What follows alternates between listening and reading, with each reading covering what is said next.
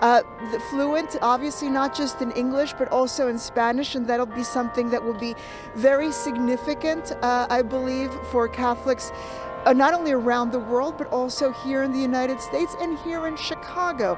And, you know, again, it's as the word has begun to spread, we have had more and more people just gravitating to Holy Name Cathedral. There was again a Mass going on. The people who were inside did not know until they came out from Mass. We've not had a chance to speak to them yet, but we can really see, if you can see behind me, how there is certainly a large number of people just congregating around the entrance to Holy Name Cathedral now that the word again has begun to spread that we have a Chicago-born Pope now as the leader of the Catholic Church.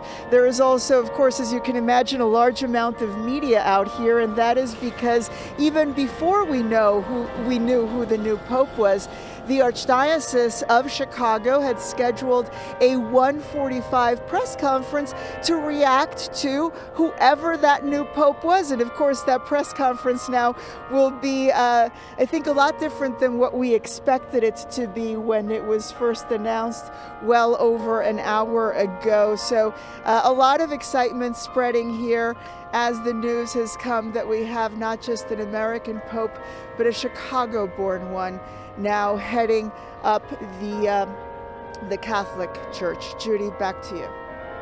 Michelle, stay with me. I do want to let you know, since you have been out in the field, that even in this newsroom, certainly we see a lot of breaking news. There was a collective gasp when, of course, that announcement was made at the Vatican. I know you have been covering this story leading up to the conclave, leading up to this process, and speaking to parishioners prior to all of this. Did you get any sense that parishioners here in the Chicago area even thought that there was a possibility of having a pope from the United States, let alone Chicago?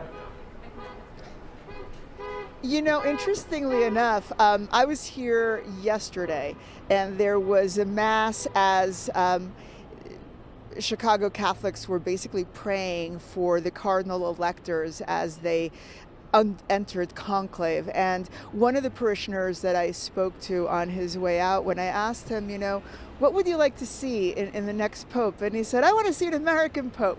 And we both laughed and, you know, talked about how that would never happen because, as many people have already said, it was never expected that there would be an American Pope because the United States already has such a prominent place in the world, and that it would be highly unlikely to have a Pope from one of the world's superpowers, let alone from the United States. So, you know, even as that parishioner, you know, said, I want to see an American Pope, we both said that that would be highly unlikely. Right before the news came, again, somebody else came up to me on the street and said, you know, there's white smoke, we have a Pope. And she said to me, what if it's an American Pope? And I confess, I laughed and I said, you know, that's not going to happen, right? And here we are. Not only do we have an American Pope, we have a Chicago-born one. And now we need to know, as the question was already been asked, what is his favorite, Roman-style pizza or deep dish? Absolutely. And of course, the other first question was, well, which baseball team is he rooting for here in Chicago? So many things that we would like to know at this moment. I know you're standing by for the press conference from the Archdiocese here in Chicago. And Michelle, can you tell from your vantage point, is there any visual display outside Holy Name Cathedral with this new selection of the Pope? As of now, there isn't one. You know, in fact, Judy, right after the white smoke came out of the chimney at the Sistine Chapel, workers came out to remove a wreath that had been placed over the doors of Holy Name. That wreath, however, was an Easter wreath. And we thought that what would follow was a removal of the black bunting. Again, I'm going to get out of the way. I'm not sure you can see it because we've got the stop line blocking that. But there's been black bunting placed over the front doors of Holy Name Cathedral, of course, since the past passing of Pope Francis. And what we were told yesterday is that as soon as we had a new Pope elected, that black bunting would come down and it would be replaced with white or gold bunting. They still hadn't made up their minds as of that point. Earlier today, as that white smoke came out, I immediately called the Archdiocese and said, so when is that white or gold bunting coming out?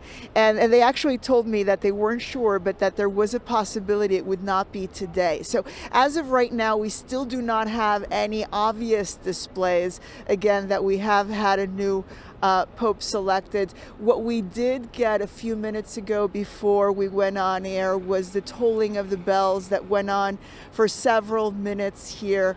And of course, again, as a signal that we do have a new Pope. But again, you can see all the people that are congregating right now on the steps of Holy Name Cathedral, again, as that news has come out. And I'm sure you already said this before we went on air earlier, but I believe we now know that our new Pope is a Cubs fan. Judy, back to you. Yes, we can report that right now. Michelle, thank you so much. Stand by for us. I know Michelle will be waiting for that press conference coming to us from the Archdiocese here in Chicago. Right now, I have a religious expert joining me now from Loyola University. This is Professor Michael Canaris. Professor, can you hear me okay? This is Judy Sue in the ABC7 newsroom. I can. Thanks so much. Chiesa. Professor, thank you so much for joining us. I imagine you were watching this as we were when the major announcement was made. Dobbiamo cercare insieme come essere Together we must try to find out how to be a missionary church. Okay, I'm thinking we have some audio issues with the professor. We will work on that and get back to him. Again, he is an expert on religious studies who will be joining us to talk a little bit more about this really historic selection, the very first American pontiff that the church has selected from the cardinals who are voting. All right, let's go back to Professor Michael Canaris with Loyola. Professor, can you hear me okay now?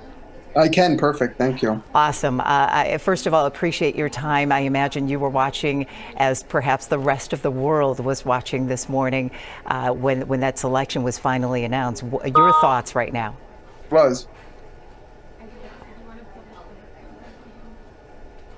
Professor, what are your thoughts right now hearing that this is the first American pontiff? Yes, I'm incredibly excited, obviously, shocked somewhat. I think that, we can really take a lot from his name. The name choice is among the most significant that a pope will make. And Leo XIII was obviously one of the founders of what we call Catholic social teaching. He was a huge supporter of labor rights and union at the dawn of the contemporary world. And so there are some connections, I think, to both Chicago, my native Philadelphia. He was also at Villanova for a while. And so I think that people all around the country will recognize now that the two most influential people in the world are undoubtedly U.S. citizens. And we can even say more broadly Americans in his case, because he spent so much time in Latin America and the North and the South. We are all Americans in the New World. And so he does have certainly a global perspective along with his work at the Dicastery for Bishops. And Professor, now Pope Leo XIV, as you said, formerly Cardinal Robert Francis Prevost, even though his name was brought up many times in many different circles leading up to this conclave and this entire process as a possible candidate, there was so much talk about the possibility of not choosing a pope from the United States. What can we read into what happened in that room? Well, I think one of the things is probably the conversations that went on leading up to the conclave. I mean, we know in the case of Pope Francis that one of the interventions, one of the speeches that he gave really electrified the room and launched him onto the stage as a potential pope. And I think that probably what was happening behind the scenes in conversations was first and foremost the holiness of the man. I mean, that is one thing that can't be lost. We have a tendency to sort of read all of this through the American political lens. And of course, with the movie and everything else, there is a lot of sociological unfolding that takes place and conversations and even disagreements. But at the core, this is someone who is called to proclaim the gospel. And so I think people were probably first and foremost moved by his sanctity, his holiness, and then also his managerial capacity. position in Rome, really has a voice in the nomination of bishops around the world, and so that is a very important post. Some of the early descriptions we have heard so far: kind, humble, pragmatic, smart. I think I should have gave you two. Managerial skills, a good administrator as well. Is there anything else that you know about the new Pope, formerly Cardinal Prevost, that you can share with us?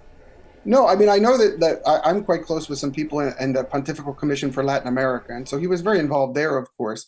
And so he really signaled in those opening comments and prayers a vision of a church that is outgoing, that is missionary, that continues with the synodal path. I mean, for those who are not sort of immersed in this every day like us theologians are, it's a vision of the church that is more dialogical, that recognizes the role of women and the role of the laity to have a voice in the church. And he certainly made nods towards that in his opening comments and his blessing for the world.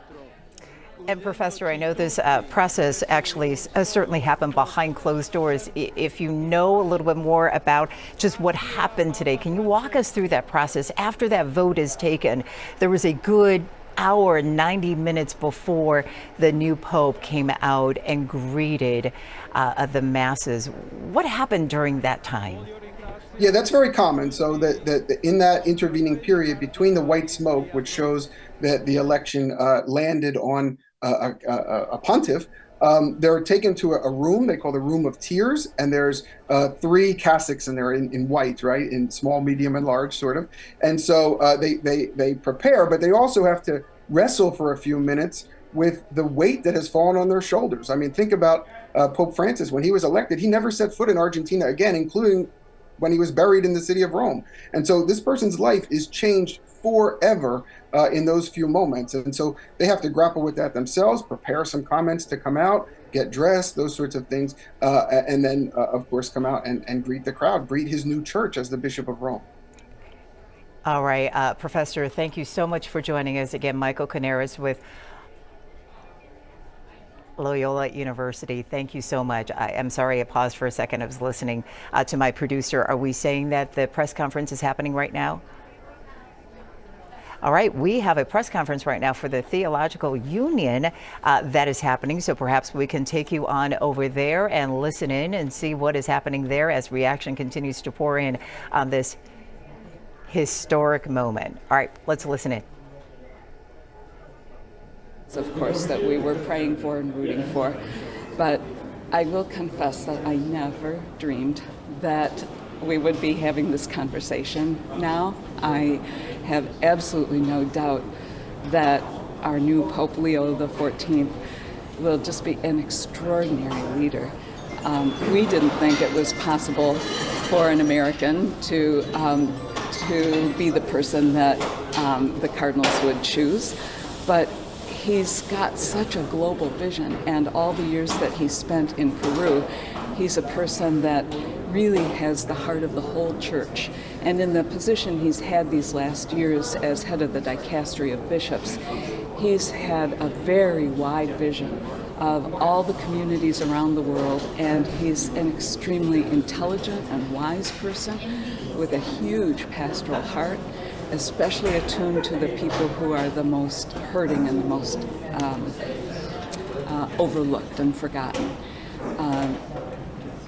He is a missionary at heart. He belongs to the Augustinian order, who are one of the 21 men's religious communities that own CTU, as they form the corporation that of religious men that founded and oversees CTU.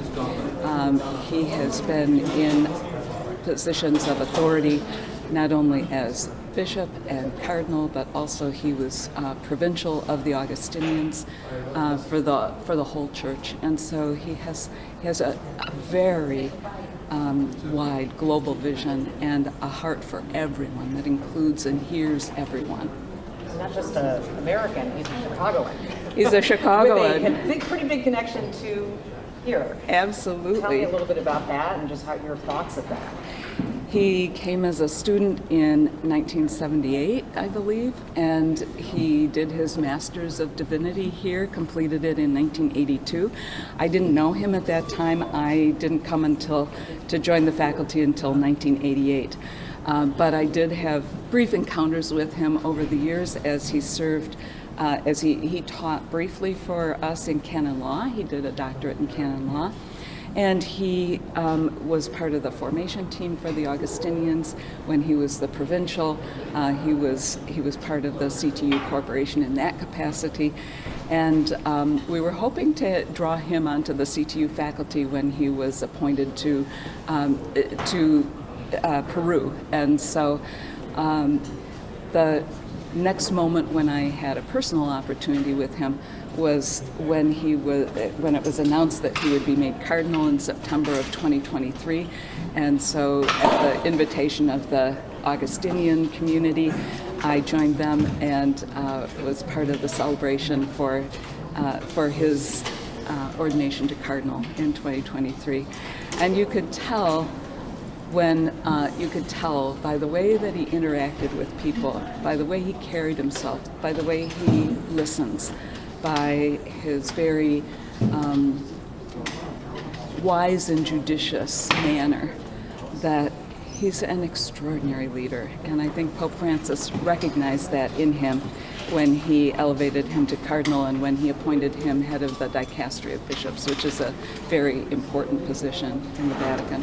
So we understand, we were talking to Pat off camera, and he was saying that he likely stayed just right across the street. Yeah, right across the street. Yeah, we'll have to check that out because I don't remember the exact year that the Augustinians bought that building and created their community there. We'll have it in the records somewhere, but the Augustinians also had a house that is just over, a little under a mile away from here, near St. Thomas the Apostle Parish. And I'm not sure if that was their student house at the time, but he may have lived there. I'm not sure if he lived across the street, but at least not when he was a student. Any stories you guys are talking about? I know it was a long time ago, but Pope Leo XIV, before he was Pope, he walked around here, and it's just pretty remarkable. Well, this building didn't exist then. This building was opened in 2006, but the building that was CTU is right across the street. 5401 was our original building. It was the Aragon Hotel, and we had 10 floors of the most fun mix of faculty offices, classrooms, library, and some of the communities lived in that building. But I'm not sure if the Augustinians did. I'd have to check that out. Why do you, just with what you know of him, and you did meet him personally, right? Yes. Quite a few times. From what you know of him, why are you confident that he will continue the direction that Francis had? Well, every leader will be unique, but he worked very closely with Pope Francis in these last years as he's been heading the dicastery for bishops. And that's a very important and influential position. I know that he was close to Pope Francis, and I also know the kind of formation he had in how he thinks theologically, and the pastoral experiences that he has had, how he attends to the people who are the most hurting, and in so many ways embodies some of the same characteristics that Pope Francis was famous for. Going out to the streets and to the margins and attending to people that are often overlooked. That's something that's in, I'm stumbling to call him Pope now. I wanted to say that's something that's in Roberto's nature. He has very definitely honed those theological skills and pastoral skills in the same kinds of directions that Pope Francis has set. I expect he'll be very committed to the to continuing to form a church that works in synodality, as Pope Francis has been trying to lead us to do. Sister Barbara, I was directed to hand that to you. Thank you. You can take a break if you need to grab a little water. I had a quick question for you once you're ready. You talked about Vatican II and, you know, the different ways of thinking in the church, you know, the traditionalists versus, you know, those who are looking to make changes. You know, what about women priests? I mean, is that something that's within reach, do you think? Also, gay and lesbian Catholics, you know, that have felt like they haven't been accepted by the traditionalists. Any thoughts on those two topics? The Catholic Church is a very wide tent, and the very name Catholic means it includes everybody. And so, quite clearly, many of us have different hopes, different dreams, different expectations. There are many of us who do believe that it is of the Spirit that women also serve in ordained ministries. We were very heartened when Pope Francis established a commission, I believe it was 2016 was the first one, to study the question of women being ordained as deacons. And that group focused on the history of women deacons. And at the end of their study, they reported that they were not all of the same mind about the history, and so that commission dissolved. Then he established another one, I think it was in 2020, if I'm not mistaken, and this time it was to look at the ministry itself of deaconesses, women deacons. And the results of that study have not been made public. But it was a topic that was included in the agenda for both of the synods that occurred in October 2023 and 2024. And in the final document that came out of that synod in 2024, the one paragraph that received the most dissenting votes was on exploring further the question of women being ordained deacons. There was a study group set up that was supposed to report to the Pope in June. Now, with a change in popes, I don't know if that will change the timeline, but many of us remain hopeful that that door is open and that it will continue to open the rest of the way to include women in ordained ministries.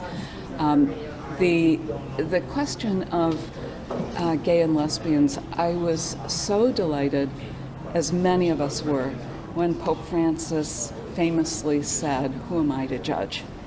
And it opened a door for acceptance that, again, I hope it's a door that will continue to open wider and wider. I think Pope Francis was so clear that everybody belongs. Everybody needs to have full respect and dignity.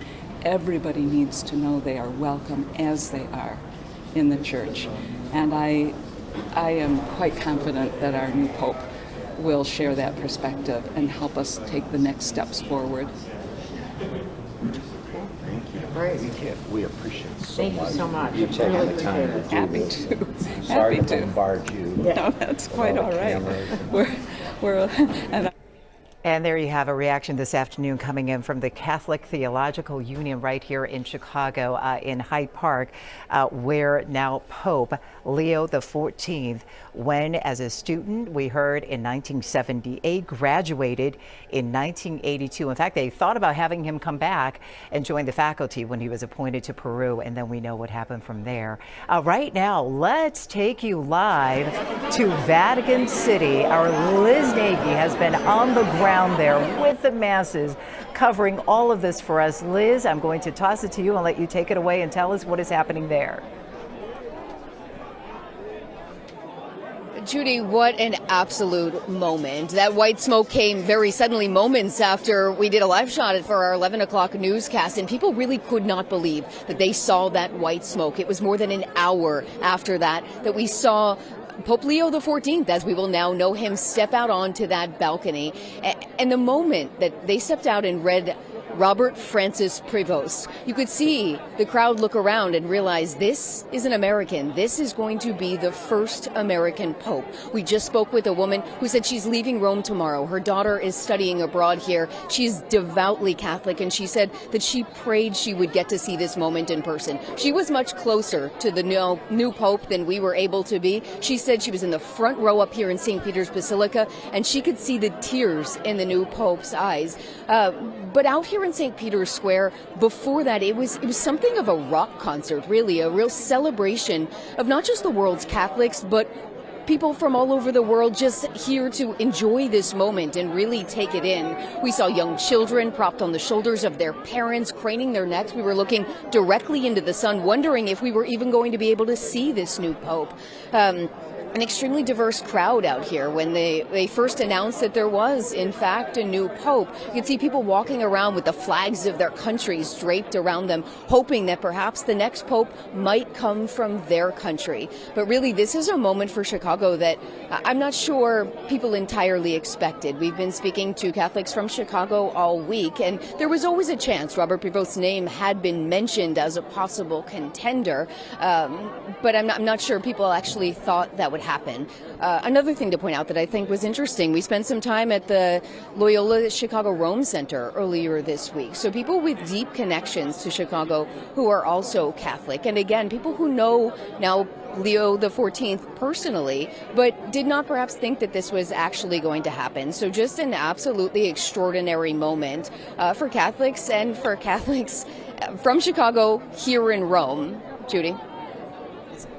Liz, I hope you can still hear me. I know there's quite a crowd there behind you. I have to tell you, the first time we heard about Cardinal Prevost's name was in your report right here on our 6 p.m. news before you left for Rome, and his name was mentioned as a in this election process, but then followed, of course, by a lot of people saying it's very unlikely to have a pope from America. What was going through your mind? You have been there on the ground now for a few days when that announcement was finally made. Well, as everybody did in St. Peter's Square, it's difficult to hear. There are tens of thousands of people here. So people were kind of looking at each other, making sure you actually heard the right name. And then it registered, Robert Francis Prevost. That's the American. And we knew, of course, from our research that he is from Chicago. And I think, frankly, we were just stunned, as were many American Catholics that we saw out here today.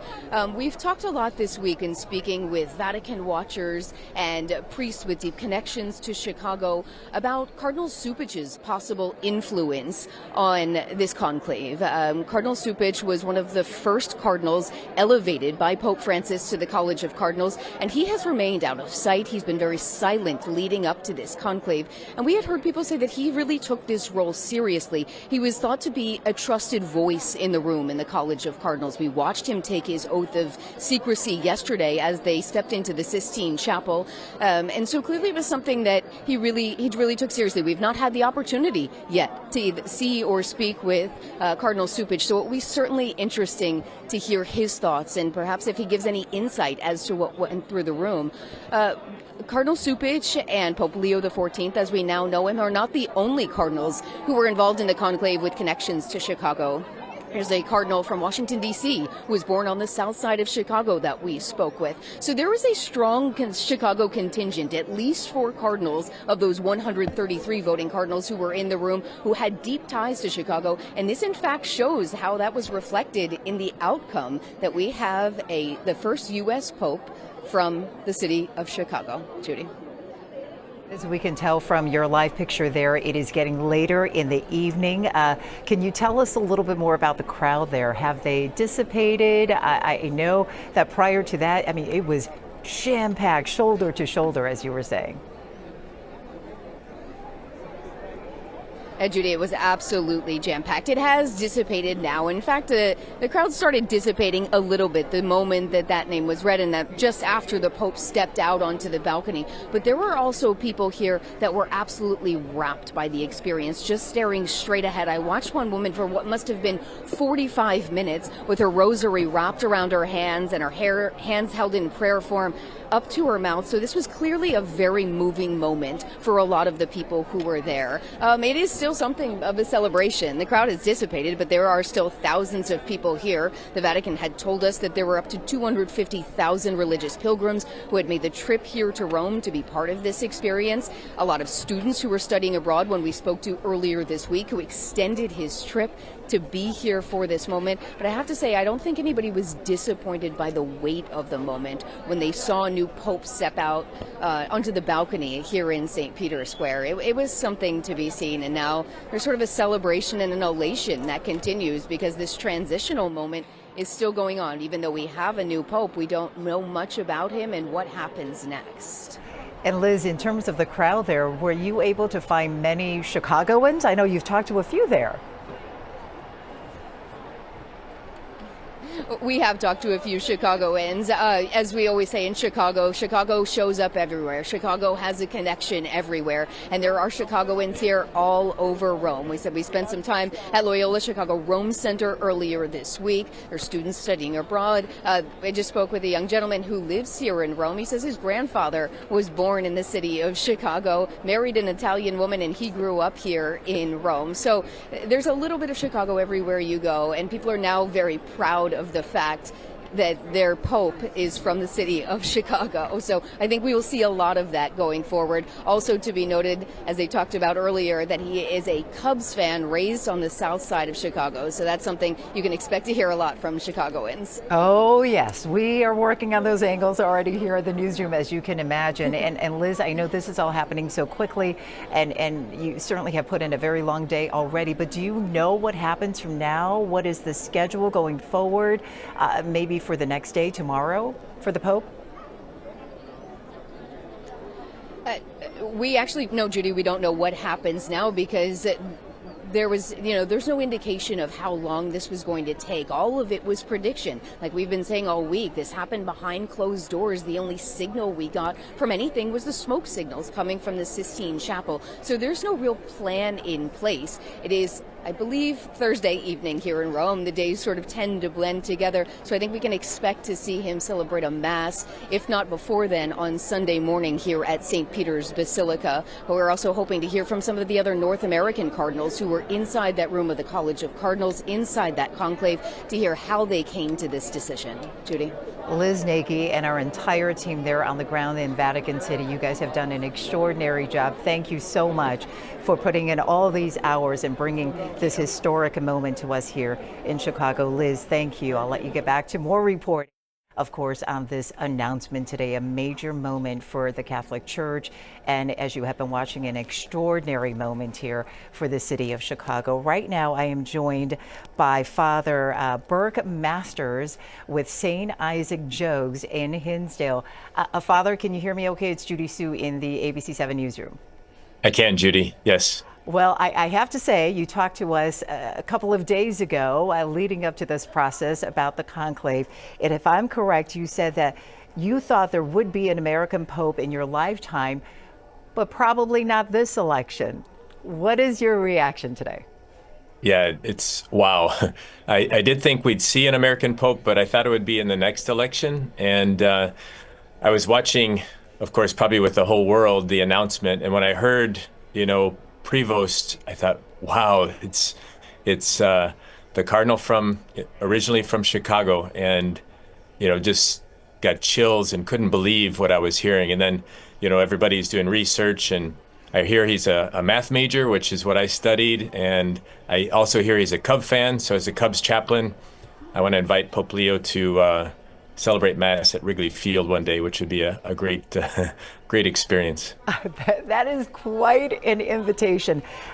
Talk to me about the reaction today, besides the stunning, right, the surprise that we have our very first American pontiff, what does this moment mean for the more than 1 billion Catholics around the world, and then especially for Catholics here in Chicago? Yeah, for me, it's the sense of, the popes were always, kind of more distant. And now when we have somebody who's from Chicago, I went to Providence Catholic High School that is run by the Augustinians, and he has visited there regularly. I've met him, and it just makes it much more personal.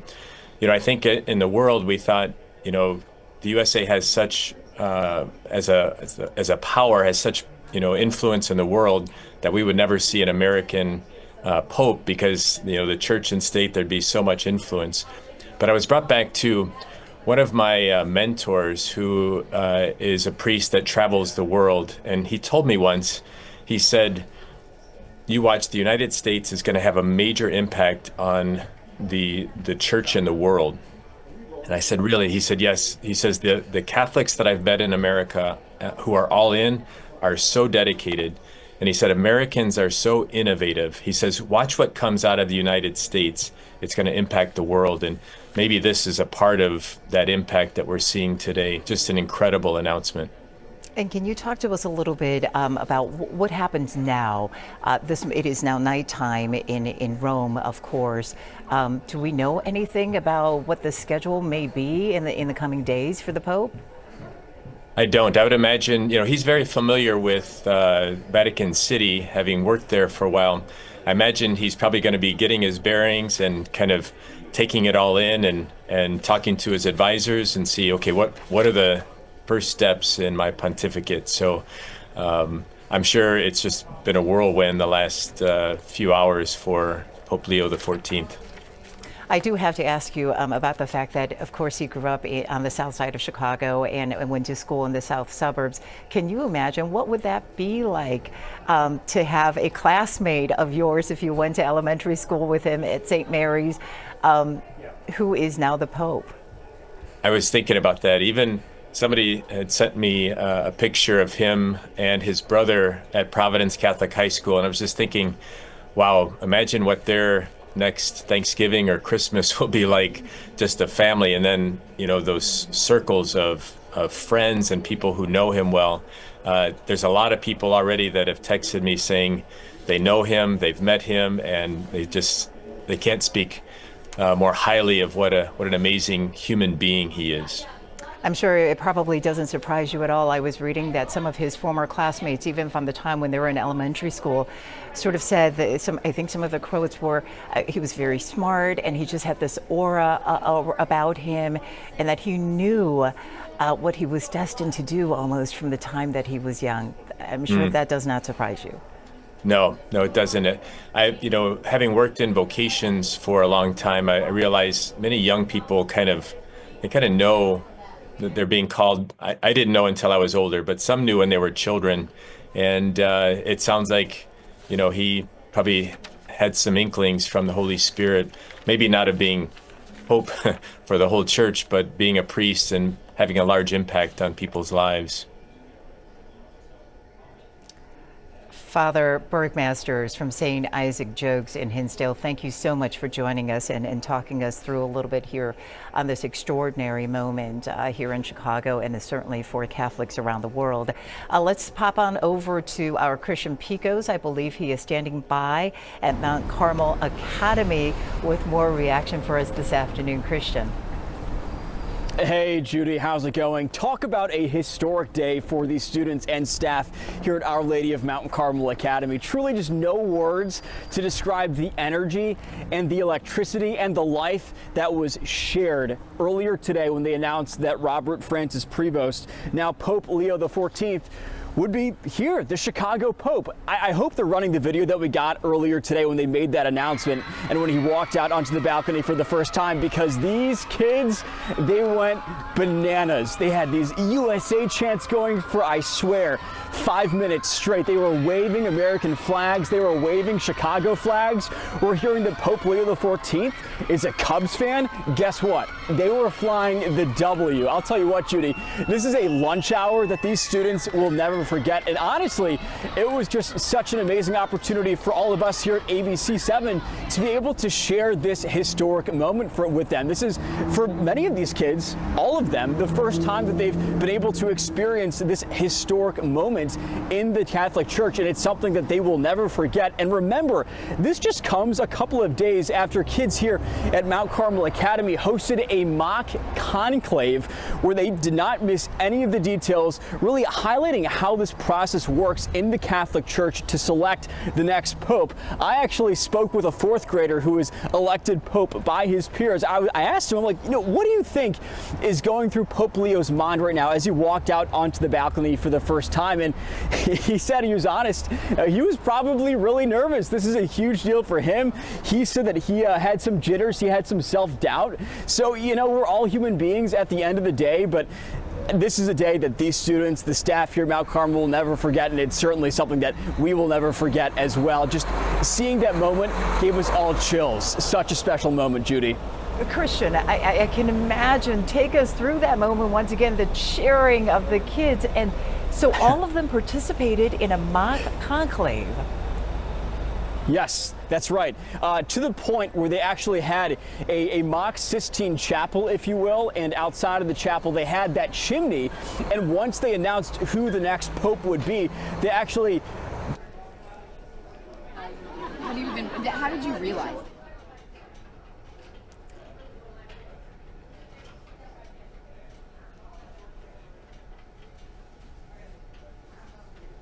That moment itself was so special for these kids because, they have a better understanding and appreciation for how this mysterious and complex process works. And then for 2 days later, to be together as a school in the cafeteria as they just erupt. A moment of pure joy when they now have a better understanding of how this process works, but to be there together as a school community, that was a very special moment for them, and you could tell. Absolutely. And Christian, of course, the new pope being from the Chicago area, all of us are wondering what are some of his former classmates from the time when they were young, like as young as these kids are today. What are they thinking now today when they went to school with now the Pope?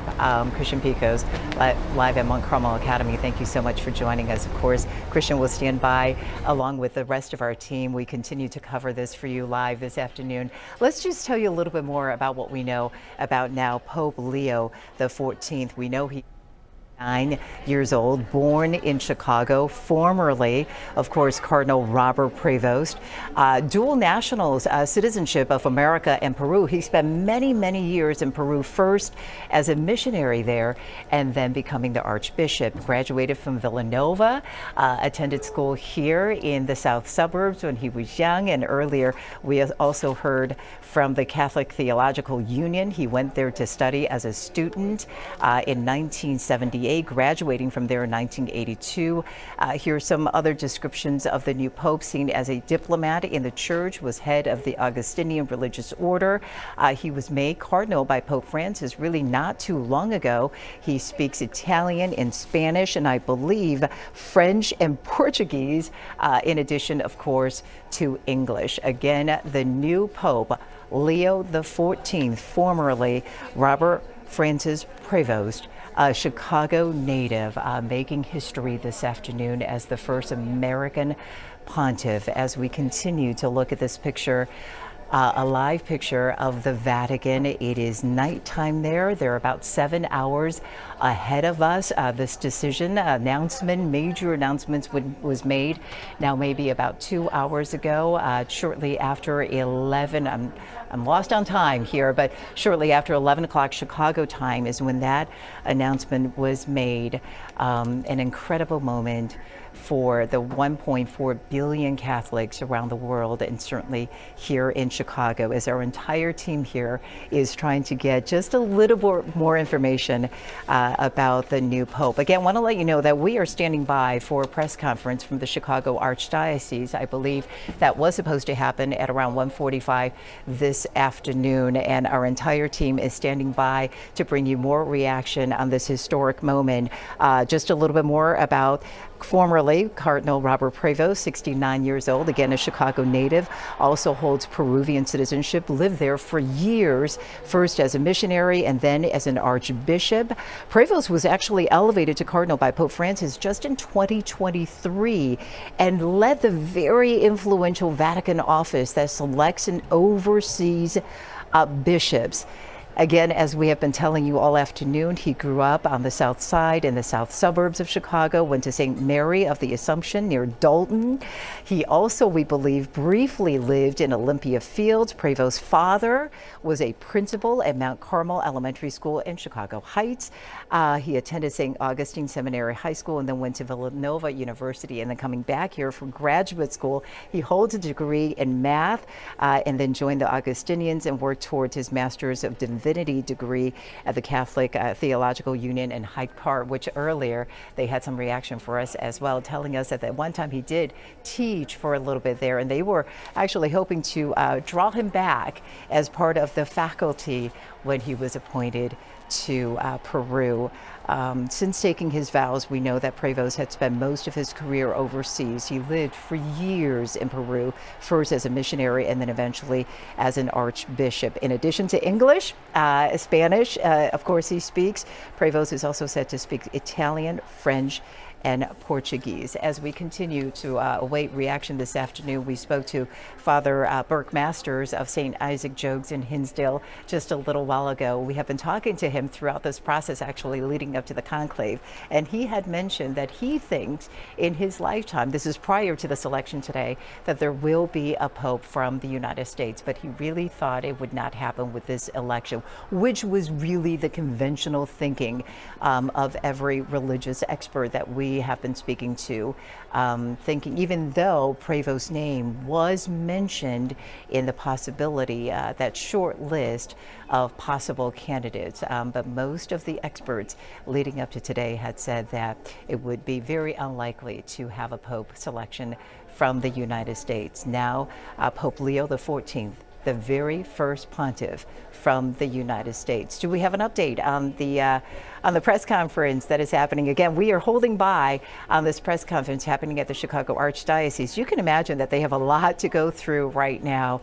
They were probably just as surprised as all of us here in the newsroom. There was a collective gasp in the newsroom. As I said earlier, we are used to covering a lot of breaking news, and that certainly was a breaking news moment here in the newsroom when it was finally revealed who the new Pope selection is. Our Liz Nagy and our entire team, they have been on the ground there in Vatican City covering this for us. And as she mentioned earlier, they were all watching and essentially holding their breath at that moment at Vatican City after they saw the white smoke earlier this morning and waiting for a little over an hour for the final revelation and the announcement of that name. And Liz mentioned, as you can imagine, with how many people there in Vatican City, that when the actual announcement was made, it was a little hard to hear the name, but finally everybody's looking around, as Liz said, looking at each other and saying, was it Prevost, the name that was announced? And indeed it was.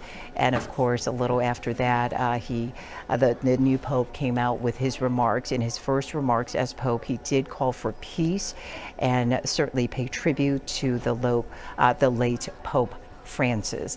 Again, all of us here standing by with this announcement this afternoon, an extraordinary moment for the Catholic Church and certainly an extraordinary moment for the city of Chicago. If you are just joining us, I'm Judy Sue in the ABC7 Newsroom. We have been on the air since our network coverage ended on this new selection of the Pope, and he is now known as Pope Leo XIV, formerly Cardinal Prevost and a native of Chicago. Some of the early descriptions we have heard from those who know him: kind, humble, pragmatic, a good administrator, has been by the side of Pope Francis, late Pope Francis. and in fact advised the Pope Francis on the selection of bishops, which is an extraordinary important job, of course. Certainly impossible to overstate what this moment must be for now Pope Leo XIV from the United States, the very first American pontiff. For a long time, as we have been saying this afternoon, the idea of an American pope was seen as very unlikely given the geopolitical power that the U.S. already has. And then that announcement this afternoon from Vatican City that indeed we have the very first Pope from the United States, a native of Chicago who grew up on the south side of Chicago, spent some time in the south suburbs. And in fact, we're learning he is a Cubs fan. And Father Masters from St. Isaac Jogues is a chaplain with the Cubs. Of course, he right away had an invitation for him to come out and join us for a game. We are looking live once again at Vatican City. Again, they're about 7 hours ahead of us, so it is getting later into the evening. Liz Nagy on the scene there telling us earlier that the crowd certainly has dissipated, but as you can see, still plenty of people there. Earlier, we saw just people from around the world. Our crews there on the ground saying that lots of people holding different flags from their countries, certainly the countries of cardinals who were up for election, so to speak, and parents and grandparents and generations there, the young and the old, Catholics and non-Catholics alike, gathering at St. Peter's there and watching and waiting for the announcement. Earlier this, just before 11 o'clock, we saw the white smoke, or during the 11 o'clock, I should say, we saw the white smoke, and then we waited for a little over an hour before the final announcement was made and the new Pope coming out and greeting the crowd. Again, in his first remarks as Pope, he called for peace right away and paid tribute to the late Pope Francis. I'm going to pause here for just a moment, let you take in the view of Vatican City.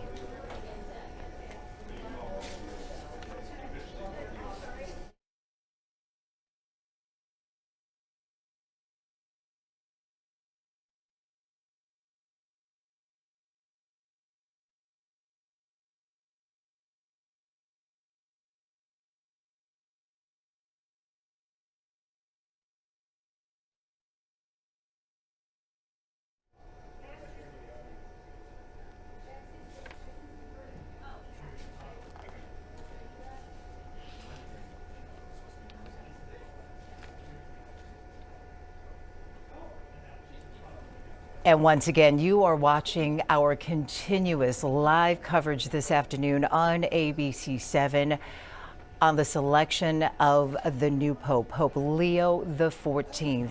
If you are just joining us, it is a major announcement, a historic moment for the Church, and an extraordinary moment for the city of Chicago. That right there is a live picture from Holy Name this afternoon as we're awaiting a press conference from the Chicago Archdiocese. You can imagine the reaction that is coming in this afternoon.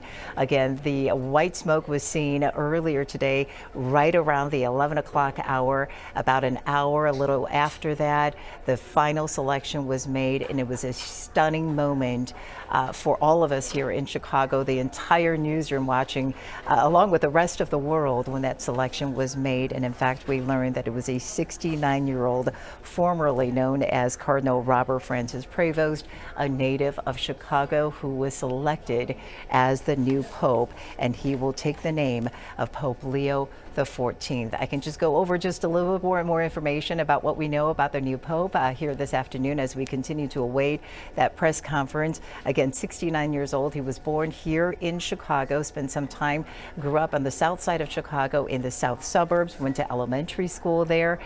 His family, his dad was in the education, I believe was a principal in one of the schools here locally. His mom, we were reading, was a librarian and did a lot for the church. Some of those who knew her described her as just one of those church ladies who did everything for the church.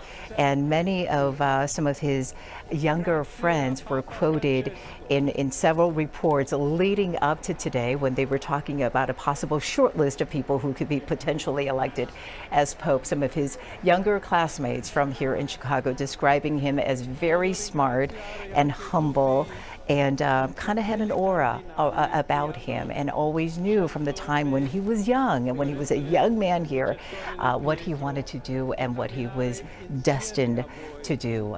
Those words are chilling right now as you read it, because you fast forward so many years and now he has been elected as the new Pope, 69 years old, have been by the side of the late Pope Francis. I believe that press conference is getting started at the Chicago Archdiocese. Let's take you there and listen in.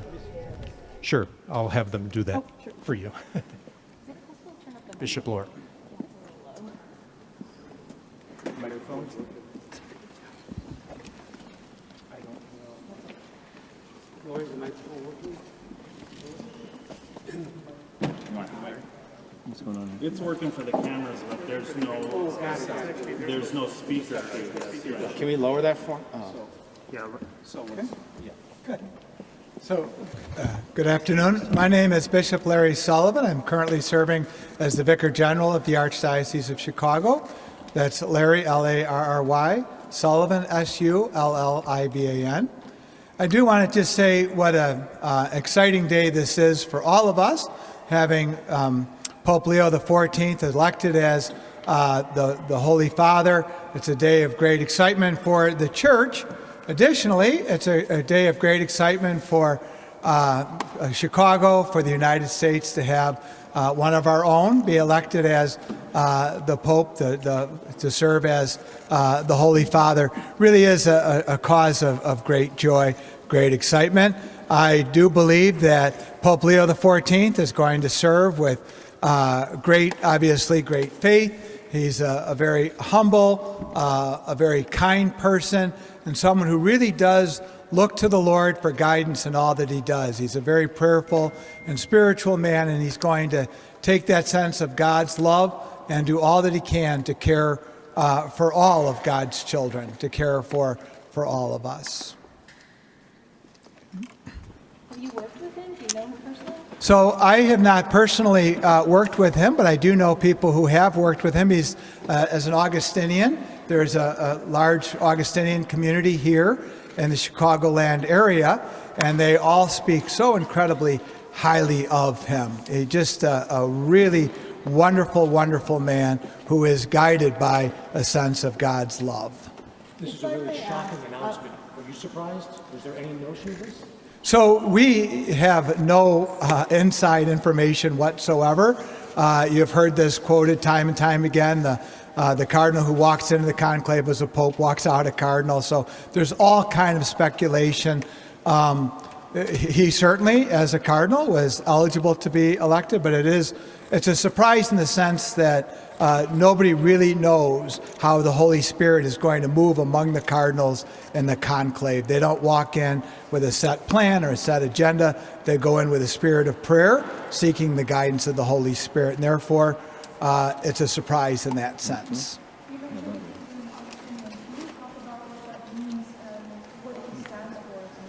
Certainly. So the Augustinian community is based upon St. Augustine, and the Augustinians live in community, and they have wonderful institutions of education, both higher and lower education, so run high schools, universities. Villanova is certainly the most prominent of those universities. They serve as pastors of parishes. They really take care of the people of God in a wide variety of ways, with a special devotion to St. Augustine, that rule in which they're called to live their lives. They come together to pray, they share meals together. There's that Augustinian spirituality that they bring. There's any number of religious orders, and then Father Greg and I are both secular priests, so I was ordained for the Archdiocese of Chicago and then named a bishop by Pope Francis. The Augustinians are ordained into a community, not into a specific location. So that's kind of like the biggest difference. What exactly does this mean for the community of Catholics in Chicago? How big of a deal is this for everybody that considers himself Catholic, comes to church. So, yeah. So honestly, the most important thing is that a successor of St. Peter has been elected. So no matter who that person was going to be a source of great joy and a source of great happiness for us. One of the things that we believe strongly is that we are children of God first and foremost. And so while there's a sense that we're proud he's from Chicago, we're proud that this is the first Pope from the United States of America, of course that's a sense of pride. But Pope Leo XIV is first and foremost a child of God, and that means he is here to serve all of God's people. We also know that Pope Leo XIV served for many years in Peru, and so he has a real hands-on knowledge of what it means to serve the poor and to help those who are in need. So while there's a sense of pride, it really is secondary to the fact that a successor of St. Peter has been elected and is now going to serve as our spiritual leader as the vicar for Christ here on earth. Do you believe, however, that it does, having an American Pope does help strengthen the American Catholic Church in any way? Once again, I would believe that any one who is elected would strengthen the church in America, strengthen the church in Chicago. That is the role of the shepherd. So whoever it was going to be was going to make us stronger. Given that, I would say that he brings a wide variety of perspectives. He brings what it means to have been born in Chicago, what it means to have been educated here in the United States, what it means to serve in Peru. As the head of Congregation of Bishops, he was very, very familiar with the worldwide church. And so he brings in many, many areas of expertise and many, many experiences. And of course, being born and raised in Chicago is one of those experiences that he brings. And so obviously that's a special connection. I know you said that you don't know him personally, but obviously for most of us, he's a stranger because he has spent most of his career outside of the United States despite being Chicago born. But from the people that you've been able to speak to so far that do know him, have you gained any insight into what his life was here in Chicago before he left? What do we know about him while he was still here? Yeah, so to be honest with you, I haven't had the opportunity to talk to anybody who knew him since the election was announced, but I had had a lot of conversations beforehand. I have been hearing wonderful stories about Cardinal Prevost long before there was any consideration that he might have been elected as the Pope. So I certainly know of him through a lot of stories, and all of those stories are that he is a kind, caring, faithful, spiritual man who has done everything in his power to serve the Lord and to serve God's people. So I haven't talked to any of my friends who are Augustinians yet. I am looking forward to those conversations. But again, everything I've heard about him prior to this has always been just extraordinarily kind and nice things about him and great leadership abilities. Bishop, when did you guys at the Archdiocese learn of the news today, and have you spoken with Cardinal Supage? So I have not spoken to Cardinal Supage yet. When the cardinals go into conclave, there is a complete media blackout, so they are not able to receive any communication whatsoever. I was at our pastoral center, kind of like our headquarters, and we were all watching it together on big screen television. So all the different departments, everybody came down together as a sense of great excitement and building up, and there's just been so much talk about this, a sense of great energy. And then when we were slowly figuring out that we knew him, there's always a time delay with the media reports, like, depending upon your internet speed and that. So it actually had kind of broken first by someone's phone before we had all watched it together, and so it was just kind of like this building momentum.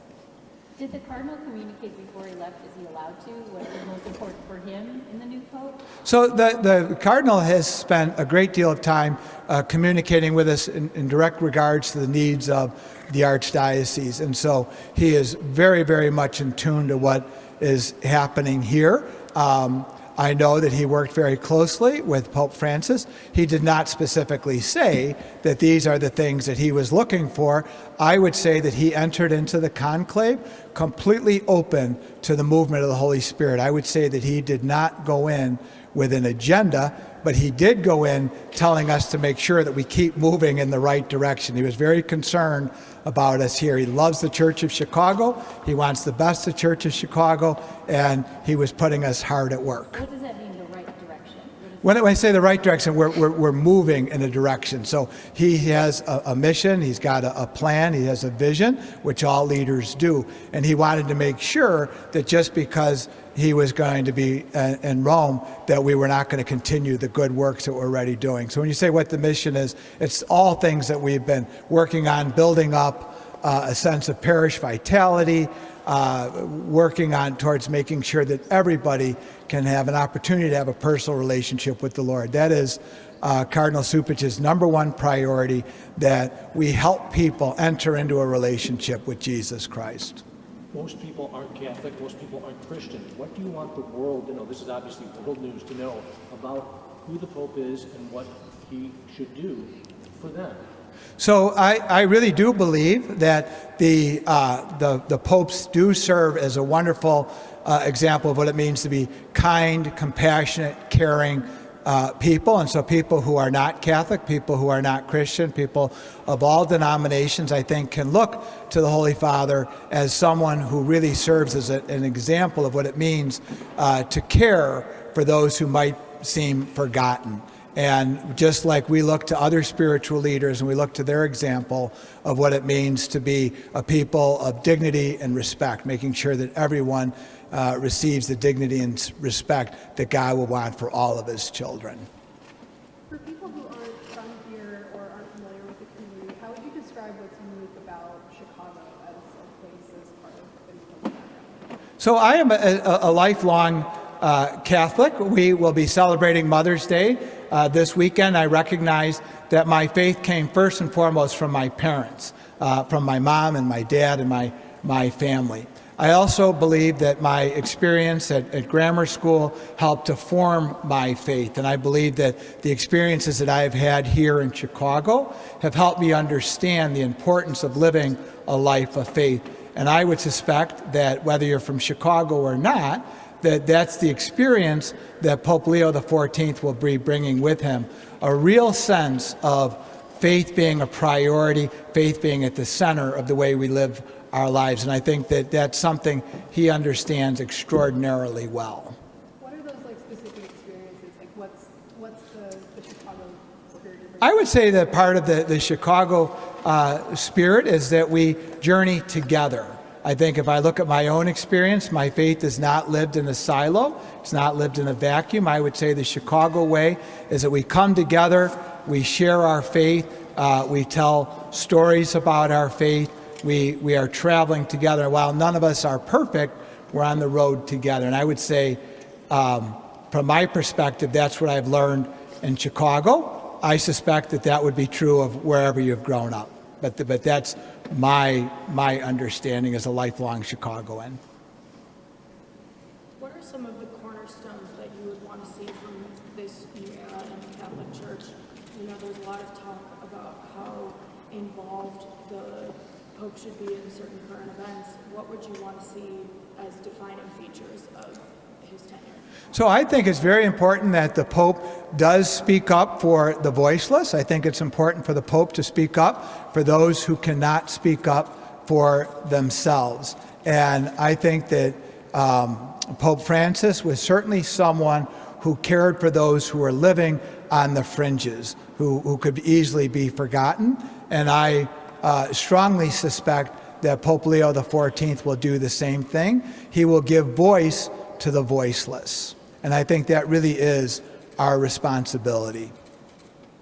And following up on that, do you believe that the new Pope is really going to follow along with what Pope Francis emphasized, what his mission was, that this Pope is very much in the model of him, or from what you know about him, are there differences of what his approach might be? So I would certainly say that we all bring our own gifts and our own talents and our own strengths. And I think that all of the popes do serve the same purpose, and that is to help bring people to Christ, to be a voice for the voiceless, to stand up for human dignity and respect. How exactly that is going to get played out, I don't know. Pope Leo XIV is not a successor of Pope Francis. He's a successor of St. Peter. So in whatever way that he feels he can best be that vicar for Christ is what he's going to do. It's not quite like political candidates where you're kind of following in a platform or an agenda. The platform is the same. The emphasis that you put on that may vary, and I just know that he is a very, very kind, caring, spiritual person, and I've heard that from people who really do know him. So however he uses those gifts to convey that, I think only time will tell. Will he continue the synodality of Francis, sort of come church from the people, not top down? I certainly think that that's a part of who we are. I think oftentimes people look at synodality as like a consensus, it's a vote. Synodality is really about us sharing our stories. It's not about counting numbers, so we're going to go in direction A as opposed to B. Synodality is about everyone recognizing the presence of the Holy Spirit in their life and how they feel God is leading them. It's not about building factions or camps or get one way over another. That's really not what synodality is about, and so it is confusing. Do you think that because he's an American and he's got this message of being inclusive, it's kind of a counter to some of the nationalism we've seen both here in America and other countries as well? So I would say, once again, that Pope Leo XIV is a child of God first and foremost. I would say that he is going to live that out in very predictable ways, standing up. In terms of nationalism, obviously, the Pope is the spiritual leader of 1.2 billion people. He's going to be speaking for them, and the people of God are not confined to national boundaries. He is not an American at this point. He's a child of God, and that's the way that he's going to lead, taking all people into consideration. All the cardinals we saw out there, as always, they are men. Is there anything that women should take out of this? That, again, there are no women are not priests, a woman is not pope.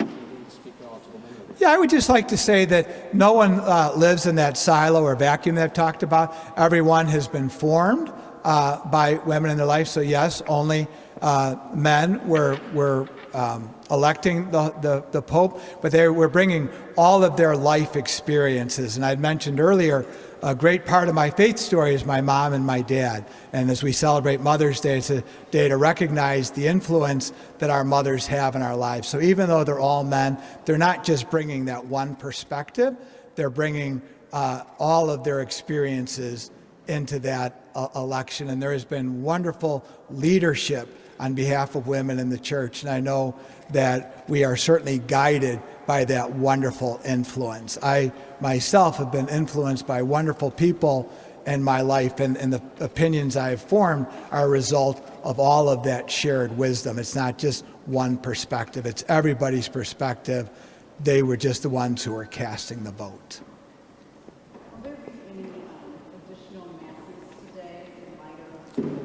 So we're going to have so throughout the Archdiocese, parishes will be doing a wide variety of things. Here at Holy Name Cathedral, we're going to have a special Mass tomorrow morning. But there will be Masses all over to be at 8 o'clock tomorrow morning. Yes. And do you know when the Cardinal will return and if he'll make some remarks as well about his experience there? No, we have not been able to be in contact with the Cardinal. As you can imagine, there is so much going on.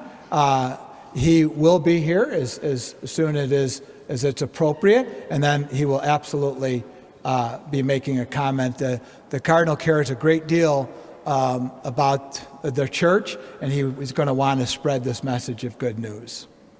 But we don't know when he'll be back. I'll switch. Father, I just have to ask you for your comments of You've been here for a long time and in Chicago for a long time. What was your reaction to the news today? Father, can you state your name? Sure. Father Gregory, Gregory, Sakowitz, S as in Sam, Akowi, C as in cat, Z as in zebra. I'm the rector of Holy Name Cathedral. My first reaction when I heard it was announced that Cardinal Robert Prevost was named Pope, I was in absolute shock. Happily shocked. He was not on my short list. He was on maybe my top 10 list. Here's the ironic part. When he was named in Chicago, at that moment I looked outside here in Chicago, the sun came out. The sun came out. So someone would say, what a coincidence the sun came out. A coincidence is God's way of remaining anonymous. A coincidence is God's way of remaining anonymous. Now, one burning question I have is the fact that the Pope, Leo XIV, or Cardinal then, Robert Prevost, was born in Chicago on the South Side. Is he a Chicago White Sox fan? I don't know. He's a Cubs fan. I heard he's a Cubs fan. Well, God bless him. And, God bless all the fans. Do you know his original parish? I heard, I think he was born in Dalton, but I don't quote, well, you already quoted me on that one, I'll say, so we'll see. But here's the thing. Two things that strike me. Number one, he has been the lead or the head of the castery for making bishops worldwide. Therefore, it tells me this. He was very well known by the other cardinals in the conclave. And number two, the fact that he was born in Chicago, American raised, but spent time in Rome, also in Latin America, means he's got great diversity and background and would be heavily into social justice, speaking as a voice for the poor. Those are some of my immediate thoughts that come out. I've heard, as Bishop Sullivan said, about his kindness, his goodness, and it's very important to know that he might be Chicago-born, United States, but he is the Pope following Peter in that line of succession for the world. And so there's got to be a sensitivity and a care and open and listening, forgiving, compassionate. That's what it means to be Christ, to put on Christ. Father Sakowitz, may I ask, because I was listening to your homily during the noon Mass, and you made that comment. Of course, at the time, we still did not know the identity of the new Pope. And you did just mention the fact that the sun came out right as the smoke started billowing from the Sistine Chapel. But may I ask, was there a point during the Mass where you did find out, or did you not find out until it was over? In all honesty, I found out a lady I was giving Holy Communion to said the new Pope is Cardinal Robert Prevost. And I said, amen. I said the body of Christ to her, and I then said, thank you for sharing. And then one of our seminarians, Carlo, said the same thing, but he said he's taken the name Leo XIV. At the end of Mass, I was able to put together and make the announcement. So when Mass started, I had no idea who it was, but I found out during communion and more right before the final blessing. That's a great question. And at that point, did you realize that Cardinal Prevost, now Pope Louis XIV, was from Chicago? At that point, yes, because I knew, because you have three from Chicago. You have Cardinal Blaise Supich, Cardinal Wilton Gregory, Cardinal Robert Prevost. Those three have stuck in my head, but I thought, very little chance of being named Pope, because I just didn't think it was going to be an American Pope. And so I knew who the guys from Chicago were. By the way, I've never met Pope Leo XIV. I've heard great things about him, but I've never met him.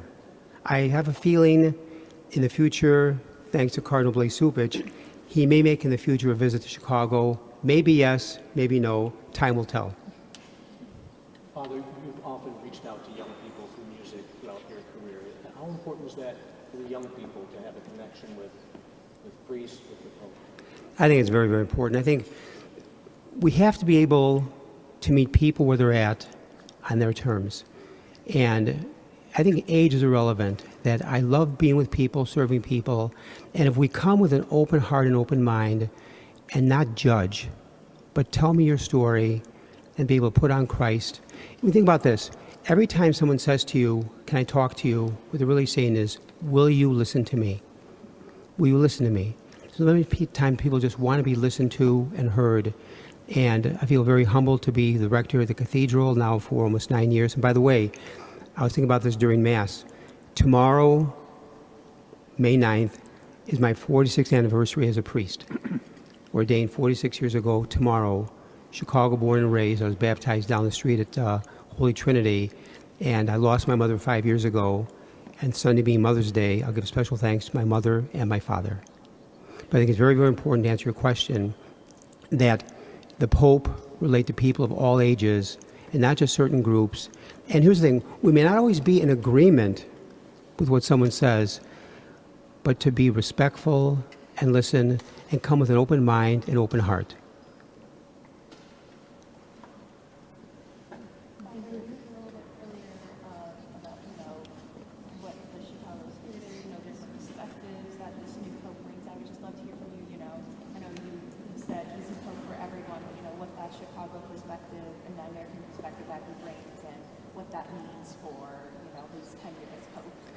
I think the very fact he is Pope now for the whole world, you can never deny your roots.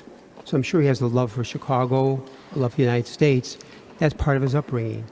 And so he's also developed a real rapport and love for Europe, Latin America. But that ends up being opening, but you can never deny your roots. So if I were not serving in Chicago right now and serving somewhere else, I'd always remember my upbringing in Chicago and Park Ridge, because that's part of who he was. So I think you can't deny where you're from or as part of who you are from the neighborhood, and that's just part of who he is. But believe me, he will be open to the whole world, and he will listen and dialogue. And I think, God gave us 2 ears and 1 mouth. We should listen twice as much as we speak. It's true. And for the record, so with your personal background, you're a North Sider, but I think from what I've seen from some of your masses, you're a Sox fan, right?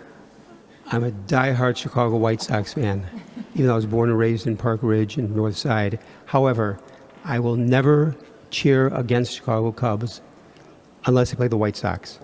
I'm also a diehard Bears fan and Bulls fan and Hawks fan and Fire fan and Chicago Sky fan. I love Chicago sports. I wish I knew my theology as well I know sports. Don't quote me on that, okay? Yes. Do you have any insight in terms of, the Catholic Church name Leo, what the significance behind Leo means to name that has a name? I think the name come with Pope Leo. I think historically, the name Leo, and from previous popes, especially the last Pope Leo XIII, heavily into social justice. So preferential treatment for the poor, the rights of the voiceless. I think it's very important, I think, along your lines, Jewel, is that 3 things hit me.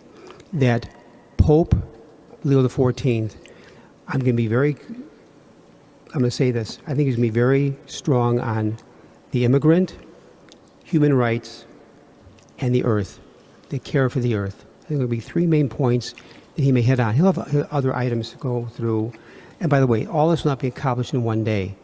And there'll be similarities to Pope Francis, but as Bishop Sullivan said, he will be his own man, his own pope, with his own background and his strengths and his weaknesses. Thank you.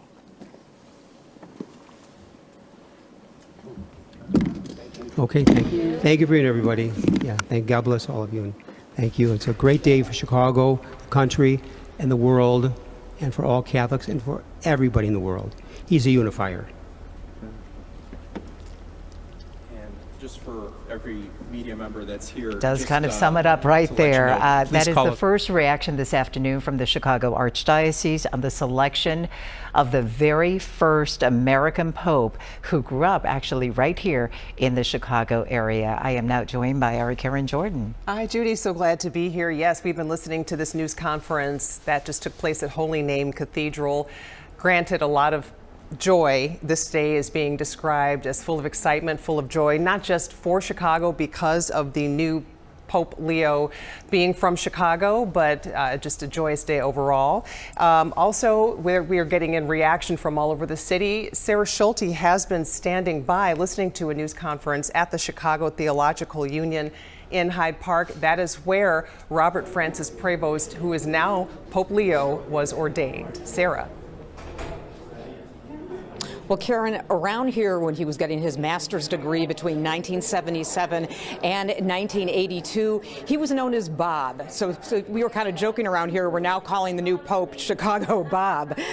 Joining me right now is the president of the Chicago Theological Union, Catholic Theological Union, Sister Barbara Reed, who has been been patient with us, talking all day. And the one thing that she said that when you guys were all gathering to see this announcement, it was surreal because you really could not believe it.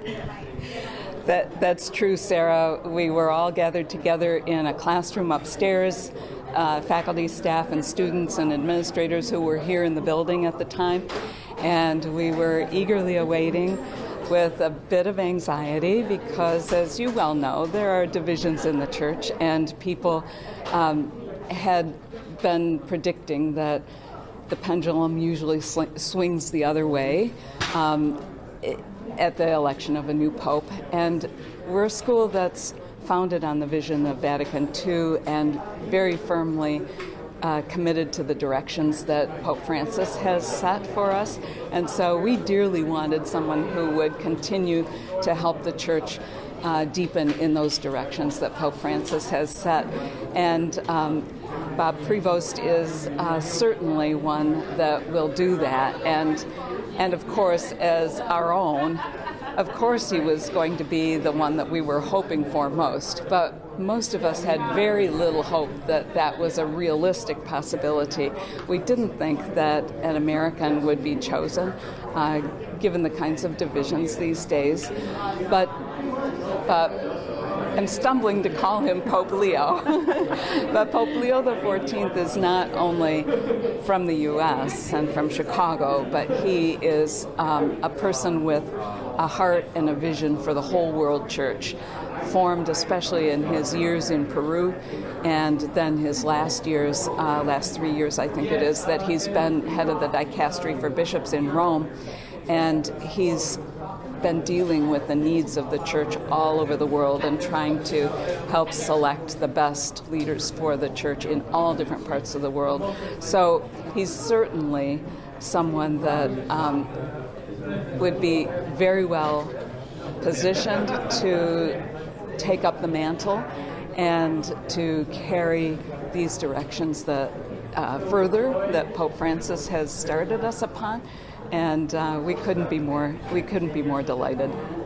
And you mentioned that when his name was announced, you had to listen to it again. You really did not believe it. We were so eager to hear, and I was at the back of the room, and of course it was announced in Italian, and I heard Roberto Francisco, and I thought, what did he just? And I missed Prevost because there was an eruption of noise in the room and people were getting all excited. And I thought, I couldn't have heard what I just thought I heard. And I had to wait again to listen to hear them say. And then they went on to say Augustinian. And I says, oh my gosh, it really is. It really is. I'm still, as you can see, stumbling over my words and still speechless. This is just a tremendous moment, not just for CTU or Chicago or the U.S., but really for the whole world. He will be a wonderful, wonderful leader. And you were also there when he was elevated to cardinal, correct? I was really privileged to be part of that special moment. The Augustinian community had invited me to be part of their group to celebrate with him. And I was really touched to watch the way that he interacted with people, the way that he made time for everyone that wanted to see him, the way that he listened, that his warmth comes through immediately.